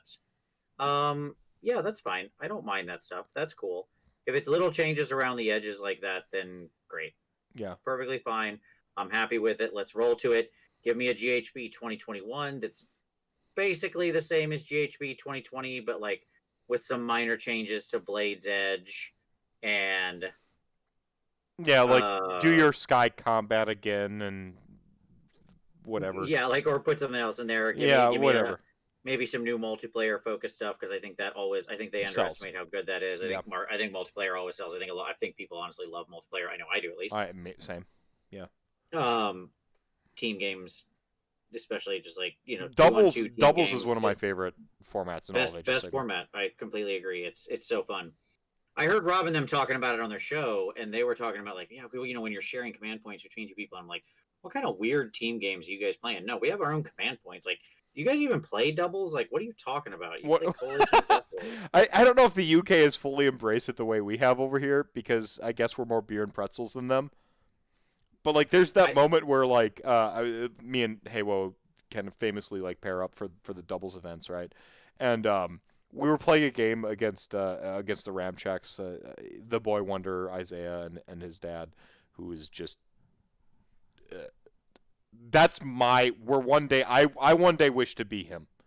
I want to be like the dad taking kids down to the tournament in Tennessee and transporting the armies while everyone like flies down. Like that's I want to be the ultimate ambassador of the game. That's the way that he is just connects the community and just the sort of like does the hard work, straight up stuff.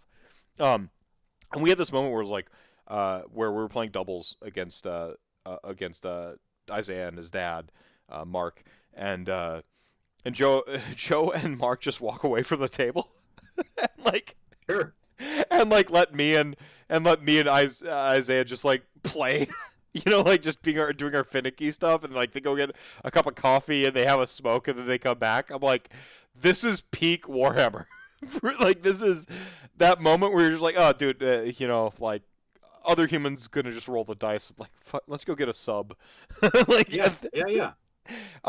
Where like it's all, but it's like it's codified. It's important to like have it, like empower your players to like feel secure with doing the sort of like outside the script stuff, right? Like that's why Anvil Apotheosis is important because it says, yeah, we know that you all write your own snowflake characters in your like canon and you renamed your White King model that you bought for 120 points or whatever. Like we know that you do that. Here's a way to like codify that and make it more yours. Like shit like that is important. I agree. The paint schemes in AOS versus like 40K, way important that they're like, yeah, you paint it and then it's your thing, and that matters. Yeah, I agree. And so, if it's that's my answer. Like, if it's pretty much just like, well, whatever, it's a small change. It's not, we're not really doing much of anything. We're just kind of sanding off a few small bumps here and there, but it's basically the same game. I'm like, okay, Yeah. I'm happy enough with that. That's cool. No complaints, no issues. We're all happy. Yeah. If we introduce like major changes in some big way, nah, I'm not about that life. Like, I do not want back on the Battletome treadmill. Same. Do not want. Um, you know, I want to see them start fixing War Scrolls more through stuff like Broken Realms. I think Broken Realms is perfect. There's a challenge they're going to have here where their book and box games division has like these crazy financial targets, and it's just really hard year over year for them to keep hitting higher and higher targets, because what are you going to print forever, right? You're going to print yourself into oblivion. So if you're not careful. There's a couple things you brought up here. We had someone asked a question on one of my like rando streams, like where I'm just like playing a video game, or I have this problem where I just like listen to music and talk to people, and this sort of like non-produced, non-RantCast, non-podcast format. Someone asked me a question about Age of Sigmar and like the rollout and the business side of stuff, and I landed on this. You know, nerds will, if you're already indoctrinated into Age of Sigmar or Warhammer or whatever, you're just gonna buy the thing. We're always buying the thing as a base. Like right now, so you don't release Vampirates, right? I've already decided to buy into Slaanesh. I got my Keeper Secrets here. I'm gonna buy Sigvald. I know I've got like a year of shit I'm gonna buy from your game. Sure. I'm locked in. I mean, we're going to get vampires in some way, but sure. Sure, eventually, yeah, it happens.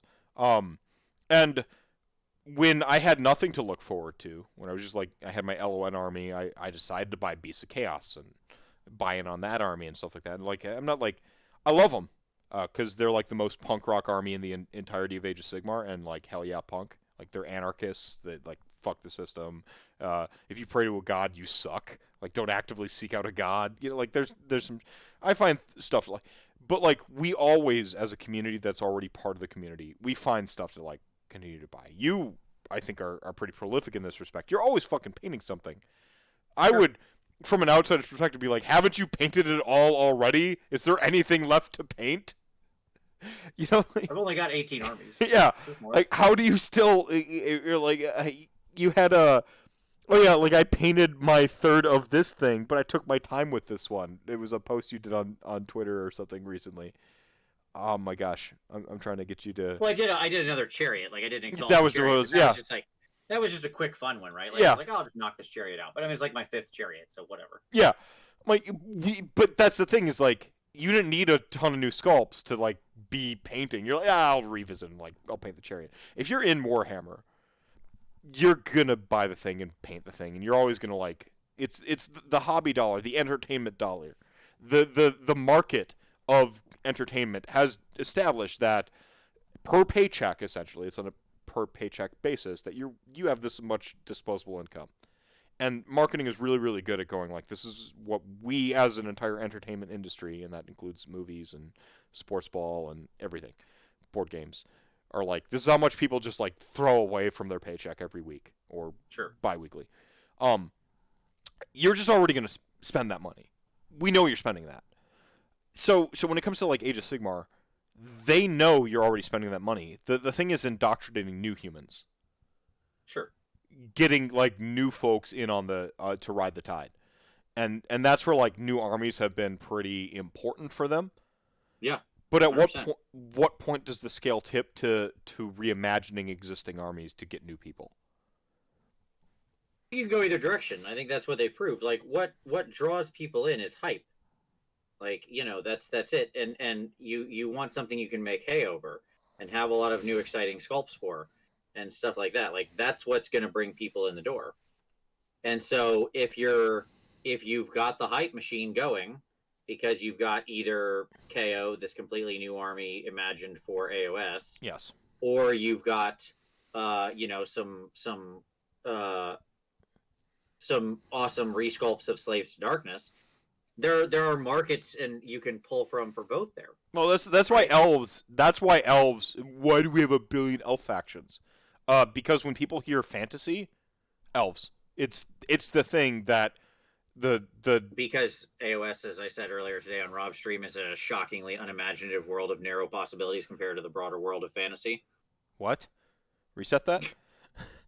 Because, as I said earlier today on Rob's stream, AOS is a shockingly, and Warhammer in general, is a shockingly narrow world compared to the broader realms of fantasy. Hmm. In the broader realms of fantasy, Mm-hmm. you and I are both big D&D players, as well as many other role-playing Yeah, games. Okay? yeah. I mean, I hate that D&D's become the shorthand because I've played so many more RPGs, and I'm like, I like those more, but D&D is like the common parlance, so Sure, sure. that's the one I got to Look, interface with. yeah, that's fine. Like, my point is, let's just take D&D, since it's the most well-known commodity, okay? Mm-hmm. Uh, Now, I understand the barrier of entry to make a new thing, as I said earlier, is much lower. What I mean by that is, like, if I want to make a new monster or a new race in D&D, that effectively means I have to go pay a concept artist to draw it, write a little block of rules about it, and my work is now complete, right? Like, done. I can introduce a new tome with like 50 new weird monsters or 10 new playable races or whatever, you know. Okay? And I can't do that in Warhammer, right? Like, it can't be that fast. Mhm. But, but, but, we've had an awful long time to still basically have dwarves, elves, and humans. Okay? Like, is that it? Is that fantasy? That's what we got, huh? Mm-hmm. No, like, we even Eberron, Eberron jumps out. You're talking about all this stuff. I'm like, Eberron with Warforged. We're like, here's a fucking new thing for once. I'm like, Forge, yes. Changeling, Kalishtar. Yes, absolutely. Or just like Dragonborn or Tieflings. These are all just playable things. In my game right now, I'm playing one of my favorite characters I've played in a while since the last character I played 2 weeks ago.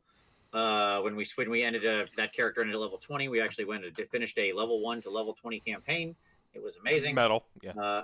Yeah, absolutely. But like now I'm playing a new character. He's a grung, and he's awesome, and I love him. And he's a little frog person. Mm-hmm. And me and my buddy we're both grungs. We're grung brothers. We talk with outrageous Italian accents because we decided that's what grungs talk like. And why I'm Italian. Why else would I have this outrageous accent for? correct, yes. The Monty Python again tonight. Thank you. That's And take a drink. It's just like that's just we used to have halflings. Not those are gone. We don't have those anymore. There's no gnomes. There's no shape-shifting changelings. There's no warforged. There's no golems. Giants are just big, dumb, drunk idiots. There's not storm giants and frost giants and cloud giants and sand and sea. Dragons are just weird amorphous monsters. There's not metallic dragons and chromatic dragons and gem dragons and shadow dragons. Yeah, you don't fuck with sapphire dragon or amethyst dragons, the psychic ones. You don't fuck with those. They fuck you up. Go on. Yeah, sure. Like you can keep but my point is I could go on like this forever. Mm-hmm. Right? Like it's not even close. It's not even in the same ballpark. Like how limited the fantasy is of Warhammer. It's like this rote basic thing of and this is once we moved it into an actually interesting world. Yeah, the mythical. Yeah, Age of Sigmar is like interesting. It's not stuffy like Oldhammer was. Right. Like I love the world. I love the Mortal Realms. Love them because they're basically Planescape, and Planescape was always my favorite. Yes, D&D Planescape realm. Torment, Planescape. Yes, 100%. All my the rolling joke in my like D&D games that I run is they all become Planescape eventually. Like Sure. I will always. It's like a doomsday clock until it's Planescape every time. Like by the way, the game you're in right now, Soulbound, with me, it's just a doomsday clock until like Planescape, and I'm trying to wait out Cubicle 7 to see if they give me another realm than Akshi or if I have to make everything up.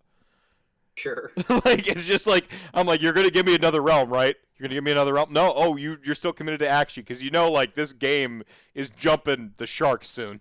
Like they're gonna like go through a realm gate and be in Gur, right? Like it's just a matter of time. And now I have to like cobble it all together. I'm like, how much work do you want to make me do?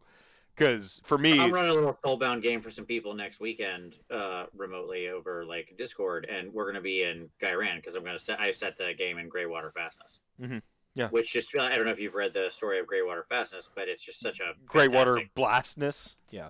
Yes, indeed, it's such a great setting to play a game in because like the main enemy around the city is Sylvaneth, Mhm. because of they're led by like a big angry tree lord, and they're all spite revenants. So like that, they live in this swamp. They're sort of swamp Sylvaneth, and they're real angry at how the Greywater Fastness has poisoned the land and stuff. Like that's fantastic. Oh yeah, it's Final Fantasy VII. Go on. Sure, absolutely. So, um, yeah, I mean, like I would just love to see us actually explore some different concepts in Make this up freaking new world. shit. Make up new shit. Yeah, You have I hate that it's like so conservative, right? Because it's all elves, dwarves, humans. well, because you Yes, I understand ogres are also a thing in there occasionally, but okay, that's I'll give you ogres just for the pedantic people in the back of the room. this is where I like Bone Reapers. What a fresh take on skeletons. I love it. Like Sure. bone construct. Like yeah, let's Yeah, go. yeah. No, no, Let's it's go good. go more Bloodborne for me though. I want like the crazy horror amalgams. I want more Del Toro. I want more like Guillermo in here. I want to Sure. hang on. I gotta. Idneth could have been fish people. You know, we could get crazy whatever. Like it's a realm of infinite possibilities that I don't feel like we're really tapping into because Warhammer has such this narrow view on fantasy and what it represents, and it's just unfortunate. I want to see it go farther. That's my feeling about that. Like I think of having an army of like interesting elementals made of the elements of Shai or sorry of the realms, not just Shaiish, but of all the realms, where they're different kinds of elementals bound together and gaining sentience and having intelligence, like the realms themselves fighting back against the things that occupy them. That sounds cool as all get out. That could be an interesting destruction army because it could be like the realms themselves having agency and force and instinct and will. And that's a cool story we're not telling, and that's unfortunate. Uh, like, and I mean, we're again, there's so much of just the other rote stuff that we haven't explored. Uh, as somebody said, like, yes, mummies, sure, like mummies is a super classic archetype that disappeared from the game. I mentioned golems already. Uh, what else is there? Like all the various fey creatures, pixies and nixies and grigs and satyrs and centaur, no presence in the game. I understand there are like two different centaurs technically. Sure, werewolves. Uh, um, you know, gosh, I'm just trying to think of like the most basic stuff. It's like not even we're not getting weird. We're not going too far off. I'm talking just like the most basics of like this. This is what most fantasy stuff contains.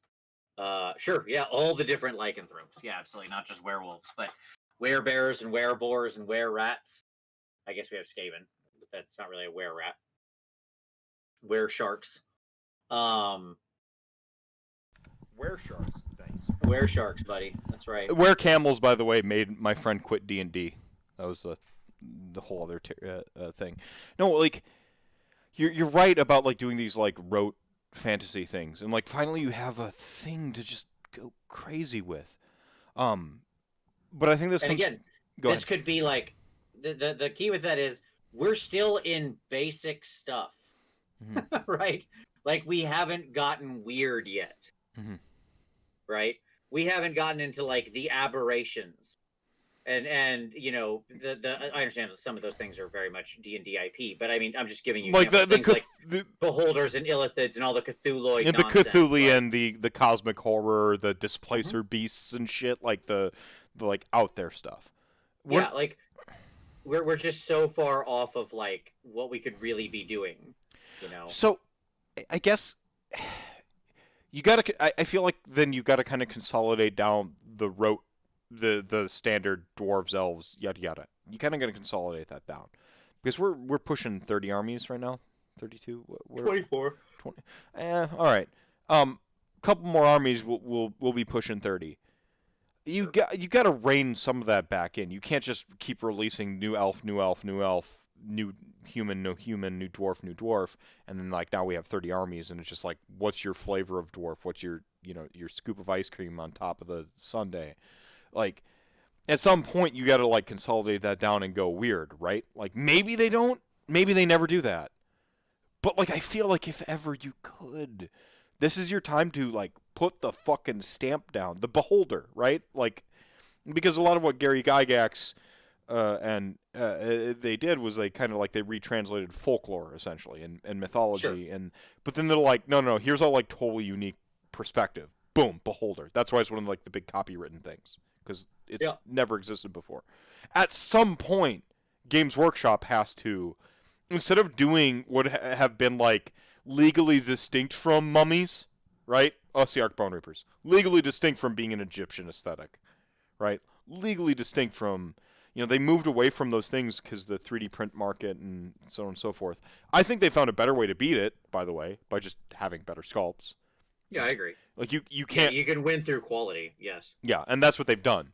So like now you don't need to win through like, hey, we got a trademark on the thing.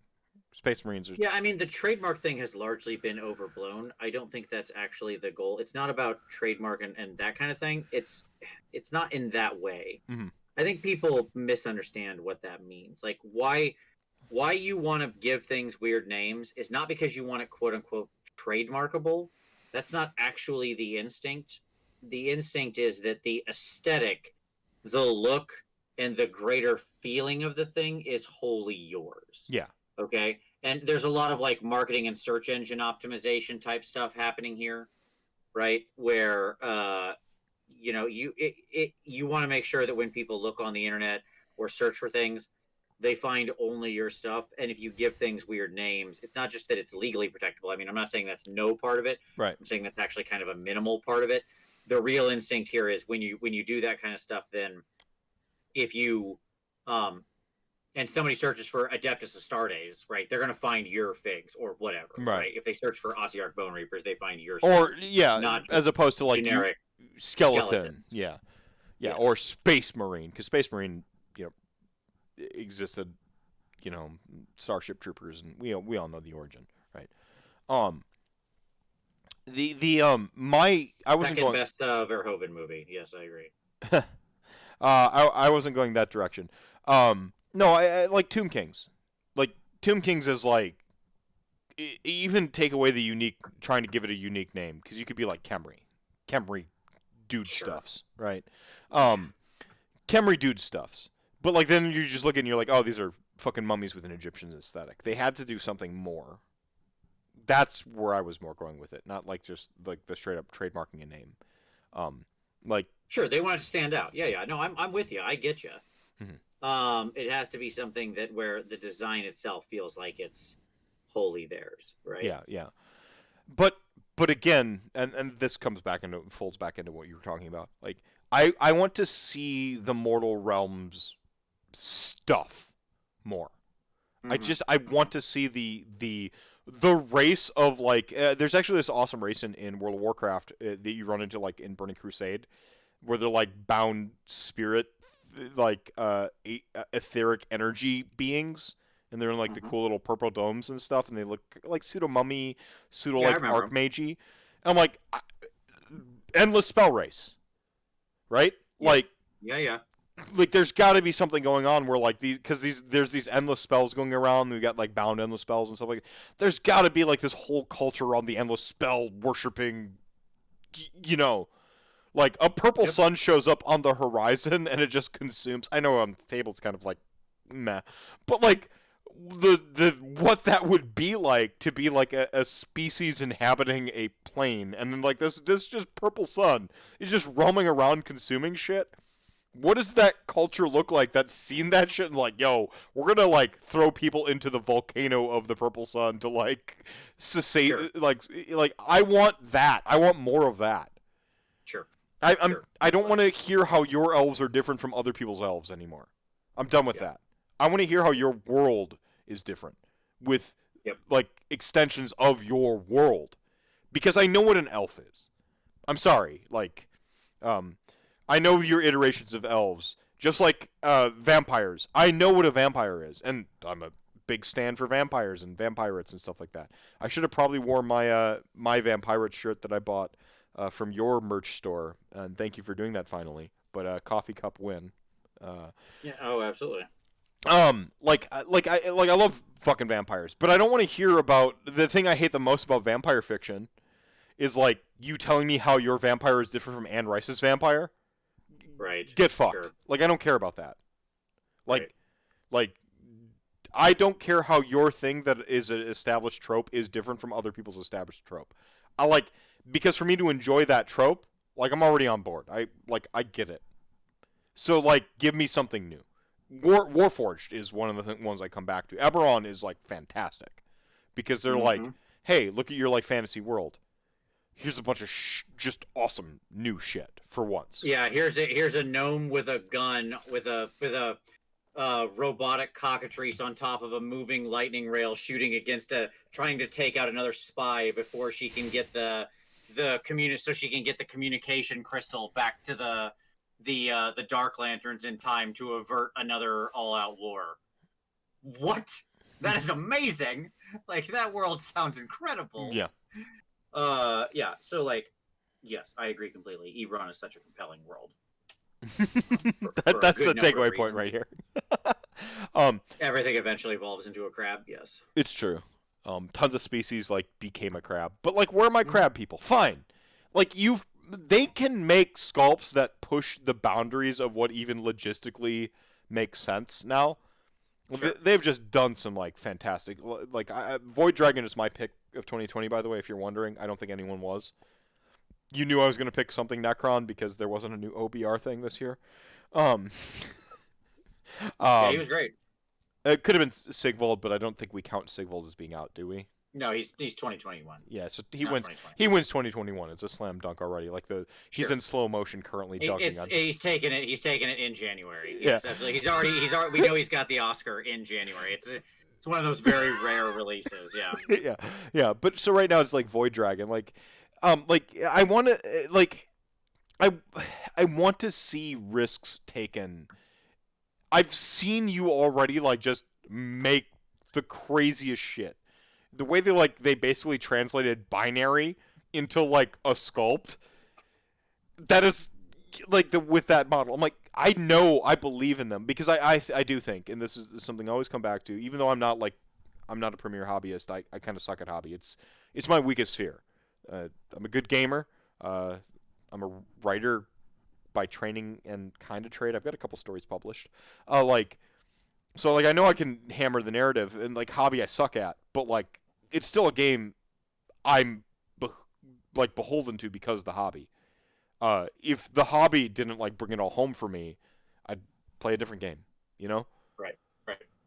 And so like I want to see them just be weird. I think 30 armies, you can't keep releasing the new army of elves and dwarves and humans forever. You gotta do something unique. That's why Tyranids are kind of cool. Like I know that they're xenomorphs, right? They're HR Giger inspired bloody blahs, but it's something that's uniquely Warhammer 40k for Yeah. when it comes right down to it. Even like Necrons, I'd posit like, yeah, I remember the original Necron sculpts in the 90s. You could only buy blister packs as an army, and like I went, oh, Terminator, right? Like, but what I look at right now, it's like that feels uniquely 40k. There's nothing quite like the Necron aesthetic around. This weird harmony of Egyptian gods, Stargate style, meets like undead space skeletons meets fucking binary dragon gods. Like, Right. awesome. Do that for Age of Sigmar. Yeah. Fantasy paints inside the lines too much for me, personally. Which is why, like, paradoxically, I write and resonate the most with sci-fi, but I consume the most fantasy games. I don't know why I'm like this, personally. Like, my favorite writers are sci-fi writers. My favorite stuff I write is, like, more on the sci-fi side. but like I hate 40k, and I like if you unfurl Twilight Because the Imperium. world is fundamentally uninteresting. What's that? But because the world is fundamentally uninteresting. Yeah, world is boring. Like I don't find the "it's 2 seconds to midnight" always as an interesting and compelling, sustainable story. Mm. That's a cool one-shot story. Like it'd be a neat world to talk about. Like Yeah, Shadowrun, right? well, I mean, Shadowrun's a cool world to play in because Shadowrun, you can topple a corporation. I mean, the sad part of it is in the end, a different megacorp will rise up to take its place, of course, right? Like, but you can have victories. Like Shadowrun's not 2 minutes to midnight. The corporations want people to stay around, right? The ultimate end of the ultimate end of the 40k universe is Oblivion. Megacorps aren't pulling for Oblivion in Shadowrun, right? They don't want fair point. Well, they want to keep they just want domination of commercial control of everything. Well, this is right? it's OBR. Like OBR is industry. They don't want to slaughter the cattle. They want to continue to like breed the cattle and harvest the cattle gradually and take over everything. Like I guess. I mean, ultimately, Nagash does want to kill everybody, and he's their boss. So sure, I get it. I get your point. I understand their story. Although I would say in the end, like I disagree. Death's ultimate end is the worst, most. Oh no, it's no. I've had discussions about like if I wrote the end of Age of Sigmar from each perspective, I think I could write you like a really good Nagash ending. But like then you also feel like super unsatisfied and lonely. Right. Like, and I'm like, but that's kind of cool. Because like he's a horrible like end. If he wins, it sucks. It's like the worst end. If if Nagash wins, it's the worst ending, because like it really is like uniform and boring. It's the worst ending, but it makes him like there are 4 possible endings of the world if we just go by the Grand Alliance. Yeah. Right? If Order wins, it's cool. You actually could free will matters. Yeah. You could have an interesting game where Chaos was completely defeated. Yep, 1000%. Like, that could still be a completely interesting game. Yeah, and Chaos is gone. Chaos is gone, and now it's on the will of the mortal species and races to like kind of like. And you have internecine wars and all of that. Yeah, and like it continues, like life goes on. Life finds a way. This is the Jurassic Park ending. You're right. And destruction can't win because it's not in its nature to win. It's in its nature to literally destroy. That's itself. like, but that's the 2020 or what was it? The 2012 movie. The hurricane ends up and just like it's all over, and you're like, awesome. You know, like nature took back the earth. It's just very hard for natural disasters to actually kill everybody and everything and stop all civilization, right? Unless it's like, because they're not a meteorite, right? They're hurricanes. They're not meteorites.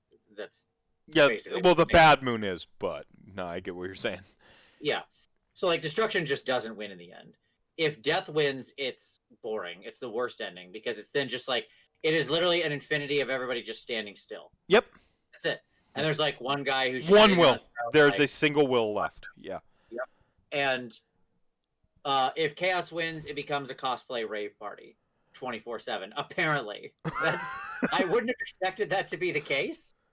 But then they showed me what happens when Chaos takes over a realm when we've seen the 8 points, and when Chaos owned the 8 points, we got Warcry, and apparently what happens is you dress up in your favorite Chaos God cosplay, and you go punch it up in a Mad Max. You just like party. No, I would. So apparently, if Chaos wins, it's just Chaos Thunderdome murder rave party. Yeah. Murder rave. Yeah, that's which I mean. Okay, I could see that game being pretty interesting too. Yeah.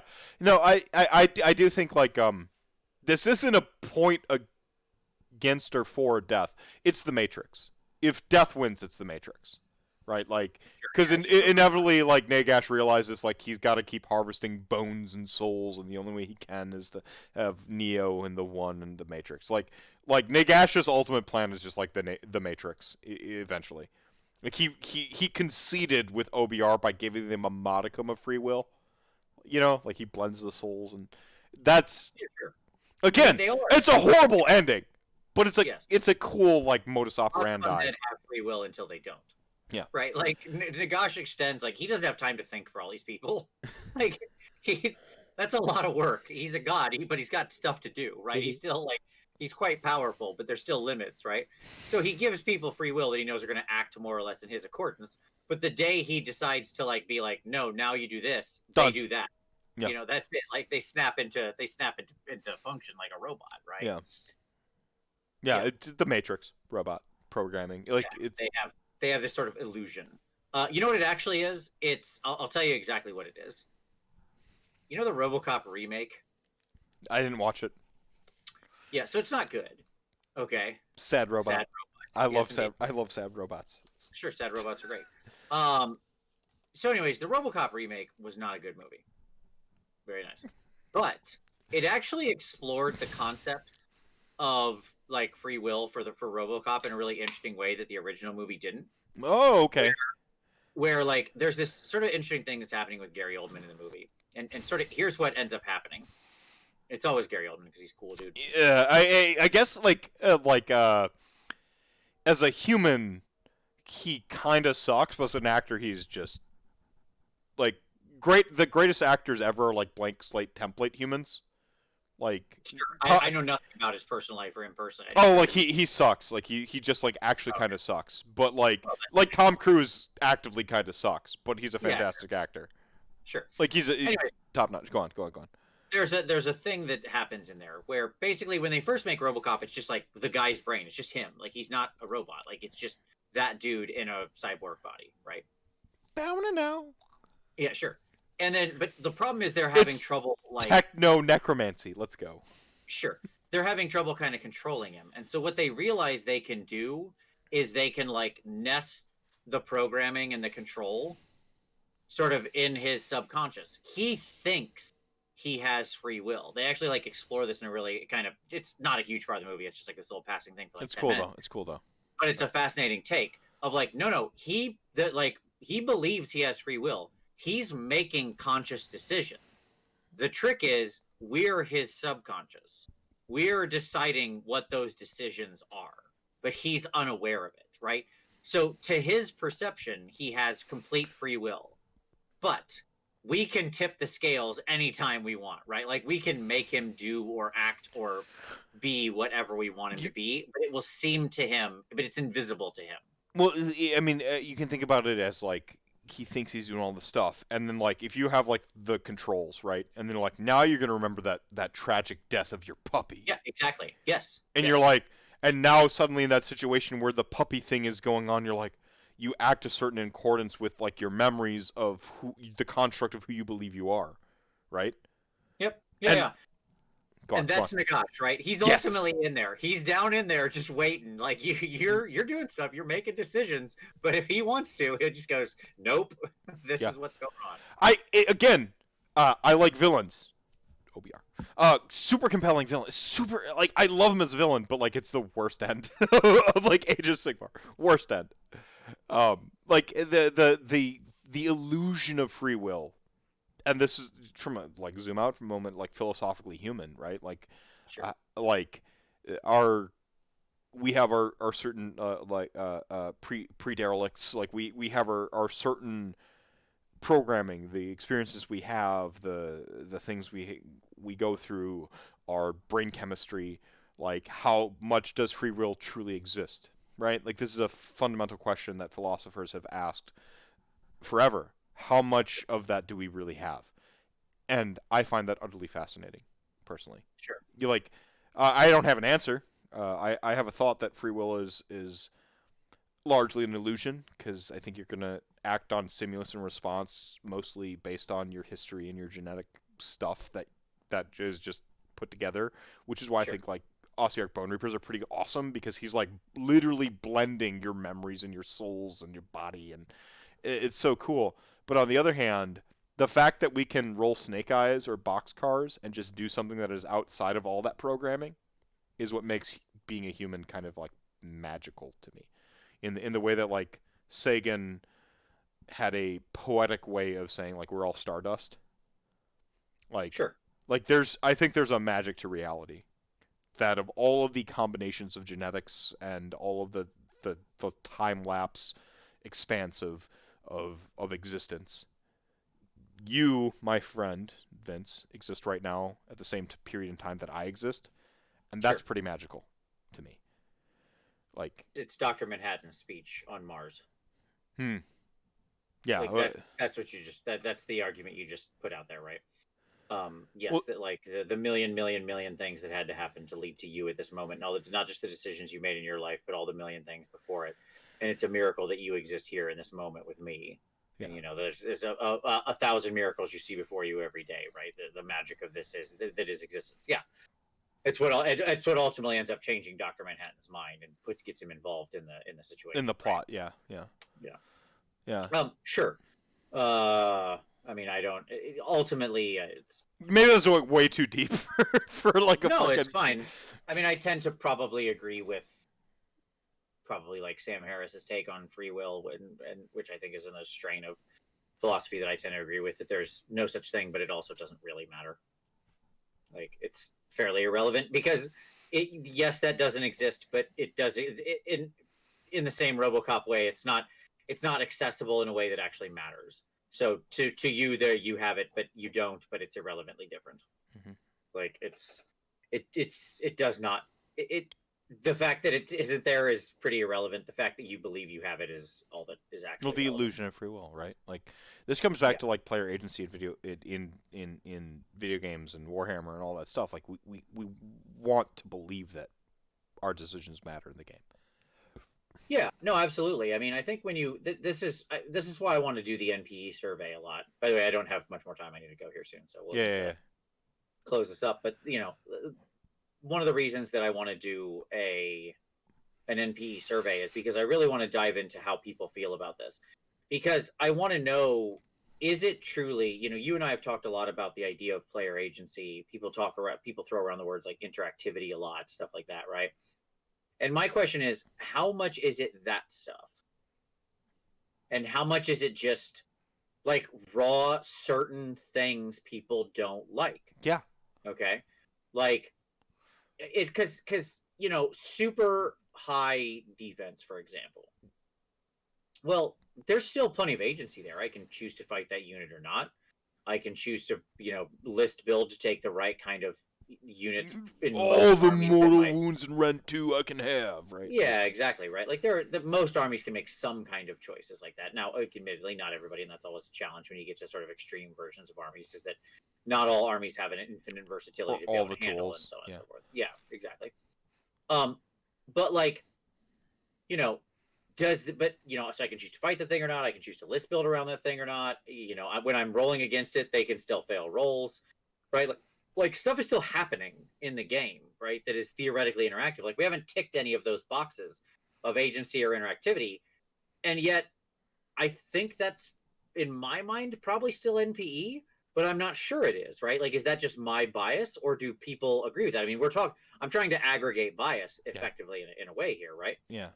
And so trying to figure out how much of our biases are just like we hate this thing, full stop, Yeah. right? Like no other we don't there's no root cause underneath that I can Yeah. archaeologically Yeah. dig down We to, hate this. Yeah. right? Like prima facie it's bad, right? Yeah.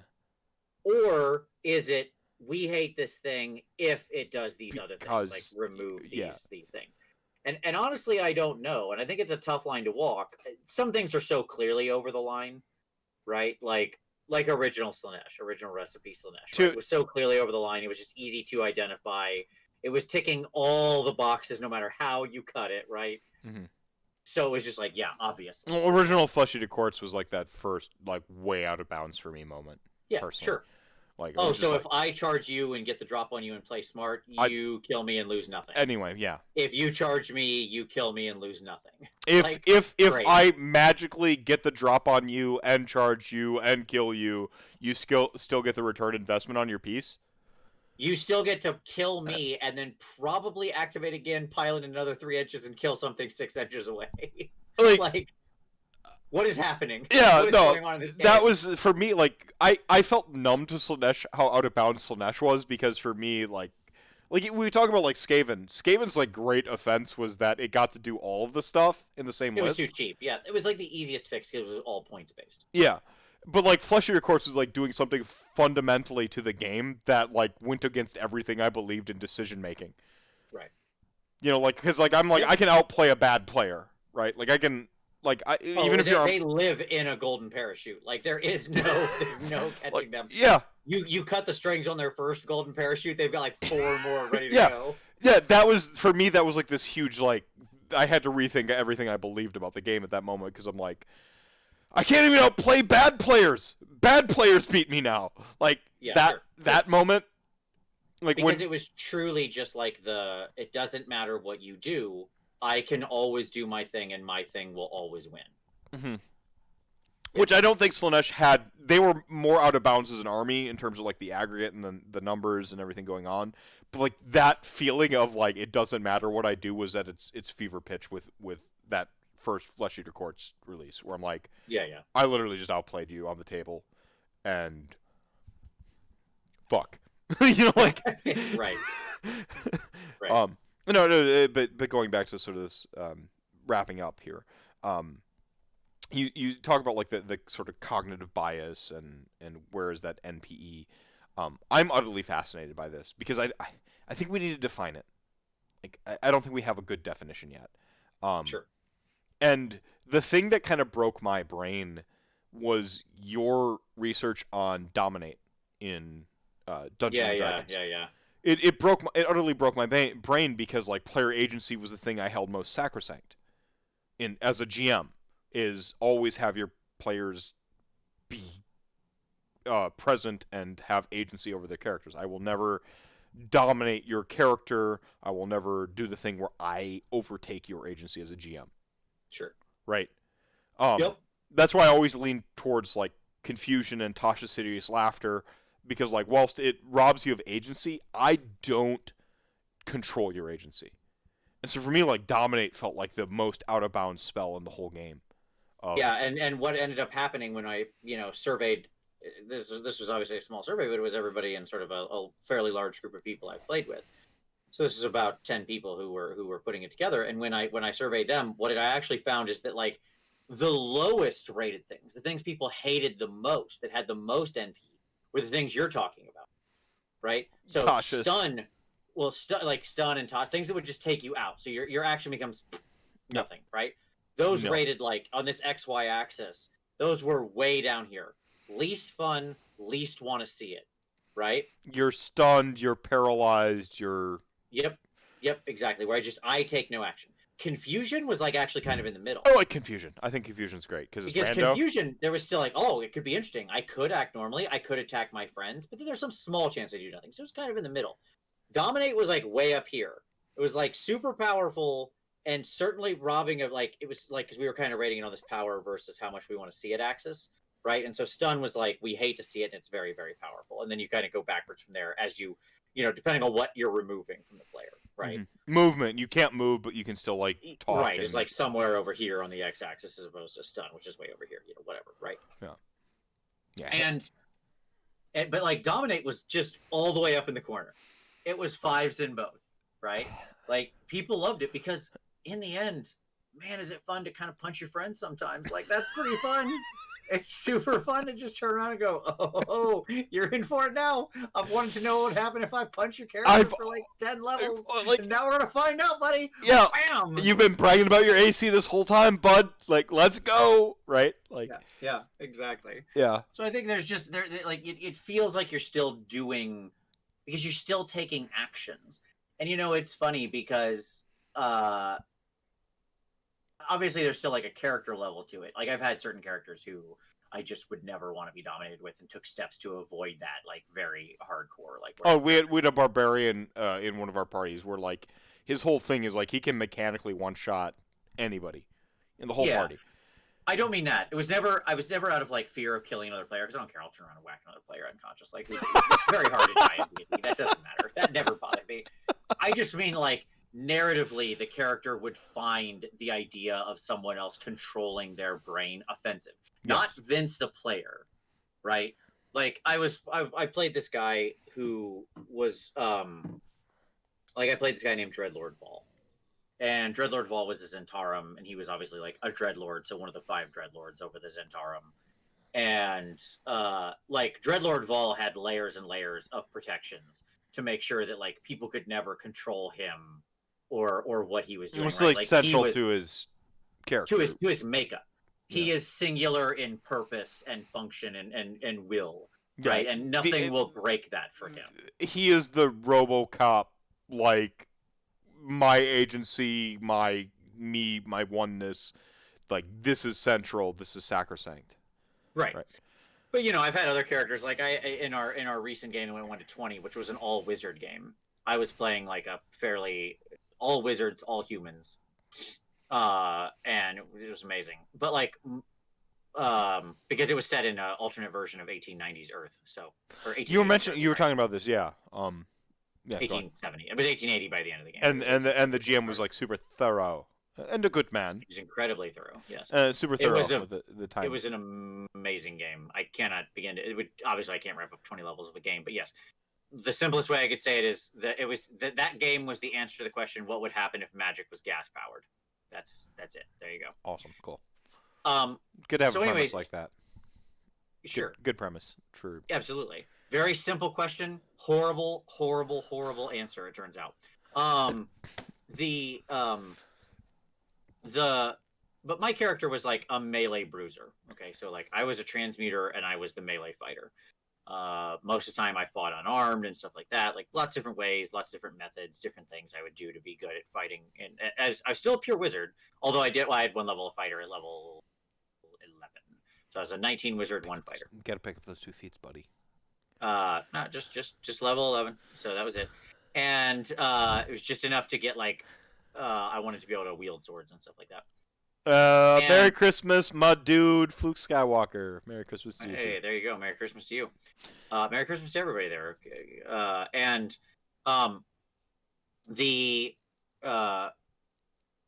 The reality was like that guy got dominated multiple times, and I mean I would turn around and just straight clock party members cold. Like I would just, well, this is gonna be a bad day for you. Boom, because I mean I hit like a truck when I hit people. And so like I would turn around and just clock out party members and be like, well, somebody better get me out of this. Sorry. Wham. Just like. So when the GM takes over your character, were you still rolling the dice or the GM roll your dice? No, I'm rolling the dice. Absolutely. He would say like the GM will dominate and he'll be like, like there was, I remember there was one encounter where a succubus, how do I set this up in the minimal amount of time? Okay. We were in Maine, which is a Stephen King Cthulhuoid sort of nightmare part of the world, and Dracula had come, like Dracula, like Vlad Dracul, the historical person, who was also a very powerful vampire. Wallachia, yeah. Yes, had come to visit the castle that Stephen King, one of our party members' parents owned, because they owned a mine for this mana. And in him visiting, Van Helsing caught up with them, which delayed him escaping because he had to flee into the castle, which meant their castle started turning into Dracula's castle, because where he goes, if he stays for too long, his castle comes with him. And so who's the GM? Because they're like my favorite human right now. But for me, I think that like time is it's a continuum to Castlevania. Like sure. Like, oh, you would have loved this particular little section of the game. Yeah, this is like it's just a continuum towards Castlevania. That's my whole like ethos as a human. Yeah. Sure. So we had to go through a bunch of. So once it fully became, we had to like evacuate everybody who was hiding in the castle. Fully became Dracula's castle. Fully became Dracula's castle. And now we got to go back in and find him. We were like about killing him. We just needed to find him. We were actually upset with Van Helsing because he was the one. Like Dracula was there to help one of our party members' brothers who had become a vampire but didn't. Dracula is a man of honor. He, like. Yeah, he was there to help because this guy had become a vampire, didn't know what it was all about. Vampires weren't actually like a thing in the world. They were very rare. Right, just how in most Dracula stories, Dracula is a pretty singular character. Yes. Right. Yeah. This is the only other point of fact. Their brother, this character's brother, was the only other vampire we ever met in the world. And so he had come to help and then got saved. So we were actually pissed at Van Helsing and we were going to try to go find him. But we were like, all right, well, let's go talk to this Dracula guy because he doesn't even know his castle's taking over. So we had to fight our way through, and there was eventually a succubus because he had all of his defenses came with him too, and he had like demons. Yeah, like this. Dracula's got like some floozies that just like and Yeah, like and so the he can't. Yeah. the succubus charmed me, and I turned around and punched out our sorcerer, just like because we did have one sorcerer in the group who was in world. There was this huge weird narrative thing. It was very dangerous for her to be a sorcerer. She's the only sorcerer probably on the continent, and she didn't need gas. She didn't need mana, Components and yeah. and which made her like a living science experiment. If the Mageocracy ever got a hold of her, they'd dissect her like an This is alien and try metal. to figure This is out metal. because Yeah. she would cut out the need for that. How Anyways, I turned and I'm clocked her unconscious, I and then love my everything about fiance, this. who was also with us, was just like, ugh, and re-dominated me and was like, no, kill her. Because my character was engaged at that point, so my fiance was not willing to put up with me being dominated, and so just re-dominated me over top of her dominating me, and then had me punch a succubus unconscious. Oh, that's fantastic. Oh man. That's there's so many layers of like awesome going on here. So, my first thing is like I've had this character I wrote for Soulbound, which life's going on. We're just gonna take a hiatus into January, and we'll come back to Soulbound. Sure. I have this character where like I'm like no, you die. Like I actually have like a this thing, but like I'm like if Fight Tan is what you think is decision making, you're gonna have a problem with this character because it's not about the Fight Tan because you're in this like weird like forever war dream shit going on right now, which is how I read some blurbs from the Cubicle 7 how they think Akshi works and stuff like that, and like there was a couple sentences where I'm just like I Mephisto'd them where they talk about like these like for like the Corn Knight forever wars that are going on throughout the whole region, and I'm like, like, well, what if it's not like a forever war because they're literally just always like just tribes fighting and stuff like that. It's a forever war because like the echoes of the war was so fucking epic in the time of chaos and myth that it's just still going. Yeah, sure. That was the premise I worked from for this thing was so like you're watching the dream going on, and I'm like it's gonna get progressively like I think more interesting, and then I've got this character that you're gonna see, and they're just like they are Ares, they are just like they can look at anybody. It's the Rifts War, the Four Horsemen. Like they look at you and you war now. There's no save. And I'm like, how does that go over with the party? I'm like, I don't know yet. But like the point is to not get to that point. Sure. And like the agency, but like I already see where my mistake is right now because there's no dice rolling because I want you to talk your way through it. Sure. And like I feel like we associate in gameplay rolling dice with decisions. Sure. And I'm not operating on that same axiom when I'm an RPG guy. Yeah. Warhammer is different. You should be rolling. The decisions you make are through dice in Warhammer. It's just the nature of the thing. Yeah, but like in RPGs, decision in an RPG doesn't need to be the same way. Yeah. No, I don't know. I mean that's so I'm like I don't know, but I'm gonna tell one final story and then we'll wrap it up. Sounds good. The worst thing I ever did as GM, the time I was like, so I had this whole like arc, the cult of Dragonrite was this like big cult where like they all worship dragons and dragons were like super. If it was a dragon was the level of a god. Dragons were like so rare in this realm. Like the Forgotten Realms Cult of the Dragon, or are you talking like just general concept? General concept. Yeah, I know there's like I probably wasn't like hiding the fact that I was inspired by Forgotten Realms at the time because I like Forgotten Realms. The Sundering for Forgotten Realms is like I think that's like super metal inspiration point. So there's a point where like all the gods in Forgotten Realms depowered so hard, and then they had to like get all their power back, and I think that's a really cool, compelling narrative in general. But no, so I had this what was called the Cult of Dragonrite. And WRI, like. I gotcha. Yeah, the Cult of Dragonrite, and the whole thing is like dragons were so rare in this realm that if like a dragon's there, like they are godlike. Everything a dragon can do is it's like all the paganistic societies, like a dragon is propped up as a god. And they're so rare, and like everything they can do, the warp reality, and so on and so forth. So I had this like this cult of Dragonrite, and I had these evangelists that could like essentially conscript people into like worshiping dragons and shit. Yep. And then their main bad guy that I had propped up for. Imagine like I did the 11th Dawn. The 11th Dawn thread is just like it's just a thread right now. But imagine if I did the 11th Dawn thing the whole time right now, and I built it into the leader of the 11th Dawn. And the reason that there's all these like fucking wackadoos is because like the leader of the 11th Dawn can just conscript people with a word. Their whole Gotcha.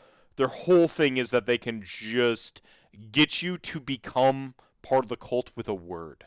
Like Right. there's this like Dyfic demigod type person who, if you hear them deliver a speech, you buy in. You don't get to interact. You hear the speech like with Skig, where Skig like got to like you know, actually, like Right. Yeah. Yeah. yeah, when you encounter the 11th Dawn, like postulating, right? Imagine there is a character that just like you encounter them and like you just like uh-huh. So it was like the whole Cult of Dragonright stuff, and I was building up to the whole party meeting the leader of the Cult of Dragonright the whole time for several weeks. And I told my party ahead of time. I'm like, this guy has dominate effects. You're going to Sure. like talk to him and he's going to dominate like basically I'm like the best way I can tell you is like every turn he's just going to dominate a different party member. And I look at your saves and I'm like, a couple you can pass it, but like on a long enough timeline you won't all pass it. Right. And so like be aware. That's the thing I've been building toward. It's like the Saren and the Geth for Mass Effect fans here in the chat. I'm like, this is happening. You're building to if you're gonna fight him in a fighting capacity as opposed to like trying to like do the like social capacity and like turn townsfolks against because like yeah he can only turn a member of a town per there's a different avenue to pursue, but if you're like we're gonna murder hobo our way to fight the guy, you're gonna have some problems. There's 5 of you in the party, 5 rounds. uh you might pass it, but like even just dominating one of you is gonna be a problem for the longevity of this fight. I fucking told them all up front. And I think that was my mistake. I maybe shouldn't have mentioned that to them. I should have just like ran my mechanic and had them figure it out. But I had this thing about player agency where I never want to like rob you of your agency completely. And Sure. and when the boss mechanic is like his whole thing is like he's gradually dominating the party. Deal with it. But like if you hit him once, he just folds. Like he crumples. He's got like 30 HP. Like he's just nothing. And so his whole thing is just has like this gaggle of cultists, and he's dominating. Like he just goes, boom, you're dominated. Boom, you're dominated. And so like there's just like a puzzle fight going on. Mm-hmm. I have never walked away from a game as a GM. That was it. I walked away from the game because the party. I told them the mechanic. I prefaced it. I said this is what's going to happen, and they're like, well, now we're all like 3 out of 5 of us are dominated. We don't even see the way through. And I'm like, I told you this is the encounter. I told you I had plans. I had an out for you. Like, it's a puzzle fight. I don't want to run this anymore. Like, you're going to question everything I'm doing as a GM. Like, you trusted me for a year to run this game. Like, I'm not just trying to, like, gib you and kill you all, like, with fighting each other. But, like, come on. And the big payoff scene was like a dragon busts through. The Cult of Dragonright dragon that they summoned comes Mm-hmm. in and like goes to try to eat the guy as the main sacrifice, and then he just like panics. He's like, kill him, save me, save me. And so his like last dominate command is to tell the whole party to like kill the dragon but save me, and then they get to like interact with like how interesting those words might mean as a last ditch dominate. And that was like the big puzzle I was paying off to, but they had already like abandoned even getting to that point. Sure. Uh, and for me, it felt like my biggest failing as a GM. Like I didn't communicate. Like It's tough because you do like there's with those kind of situations, it's a question of just is it the wrong group for that kind of a challenge? You know, yes, sometimes you're just not going to be able to. Sometimes you're just not going to be able. It's like armies in AOS. It could be a great army, but it could be the wrong army for this player, Mhm. right? And I think it's the same thing with D&D groups. Like you can tell a good story, but if it's just not what you're if it's not what your group's into, right? If you have a group who isn't really into like solving weird puzzle mysteries, then like doing like me where I love like murder mystery type of stories and like weird where you got to consistently be finding different clues and put long stories together. The number of marathons I've ran where people are whiteboarding out exact timelines, like doing Pepe Silva up on the wall, It's Pepe is Silva, Pepe Silva, Charlie. Yeah. yeah, is many, right? But if you're not into that, that's not a great experience for you. That's just like, ugh, this isn't what I thought we were going to be, right? Or what we were doing. And it doesn't matter if I told them beforehand; it would still be a bad experience. So This comes back to the NPE, and I'm like, this party we have going on right now. I'm like, if I did that, I can't do it now because I've tipped my cards. But like, if the ultimate like the 11th Dawn like payoff boss fight was that boss fight that I set up for that Cult of Dragonright, this party would have like rocked it. Like they'd have just like there'd have been a point where like Skig is like the last man up type thing, and like before the dragon bursts through, and it wouldn't have been a dragon, it would have been like the Vermin Lord Deceiver or whatever. Like there'd have been a moment before that happens where like the whole party's dominated and like Skig's holding out, and there'd have been that moment of tension, and you're realizing that this is the puzzle fight. And I think that this party would have like totally embraced it, but that party was just like no fly zone, no dominate. yeah, sure, sure, And yeah, different group to group. and Again, that's why I'm interested in what and the yeah, NPE breaks yes, down to. yes, yeah. What is your? Because like we all have a different thing. I don't think it's just agency. Is where I was going with this. My very long form story is I don't think it comes down to agency. I don't think it's just agency. Agency is where I start. The player agency, making decisions in the game. I think it's interacting. I don't think it's just agency. I think it's interacting. Because like I can have no I'll be agency. interested to see what the results of the survey are. I'm going to try to put it together this week sometime. So Yeah, yeah. Well, let me know if you need a guest to talk about NPE because I've thought about it a long time. absolutely. Yeah. And I want to get back to Soulbound because I miss it. I've been hanging on to this boss, not boss dude. It's not a big bad evil guy. I've been holding onto this like encounter. I wrote it down in my moleskin, which is how you know I'm fucking serious. If it's in the moleskin journal, and I want to tie it back to Broken. There's like a Broken Realm subplot going on. Like I got some shit. Yeah, sure. I got some fucking shit going on, dude. We'll get back to it in the new year. It's going to be very exciting. Yeah, right on. All right, so I'm gonna let you head out now. Indeed. This has been a great. I'm upset that we get to talk more about MMOs. Next time, have to come back. Yeah, yeah. The RantCast MMO episode. So any last final soapbox moments? Any concluding thoughts on Slaanesh? Merry Christmas, everybody. May your new year be excessive. Bow now. All right, Vince. Thanks so much for joining me, chat gang. You're the show within a show. You're the reason we do this thing. Drink your milk, pay your taxes in excess. Yeah. We'll see you next time.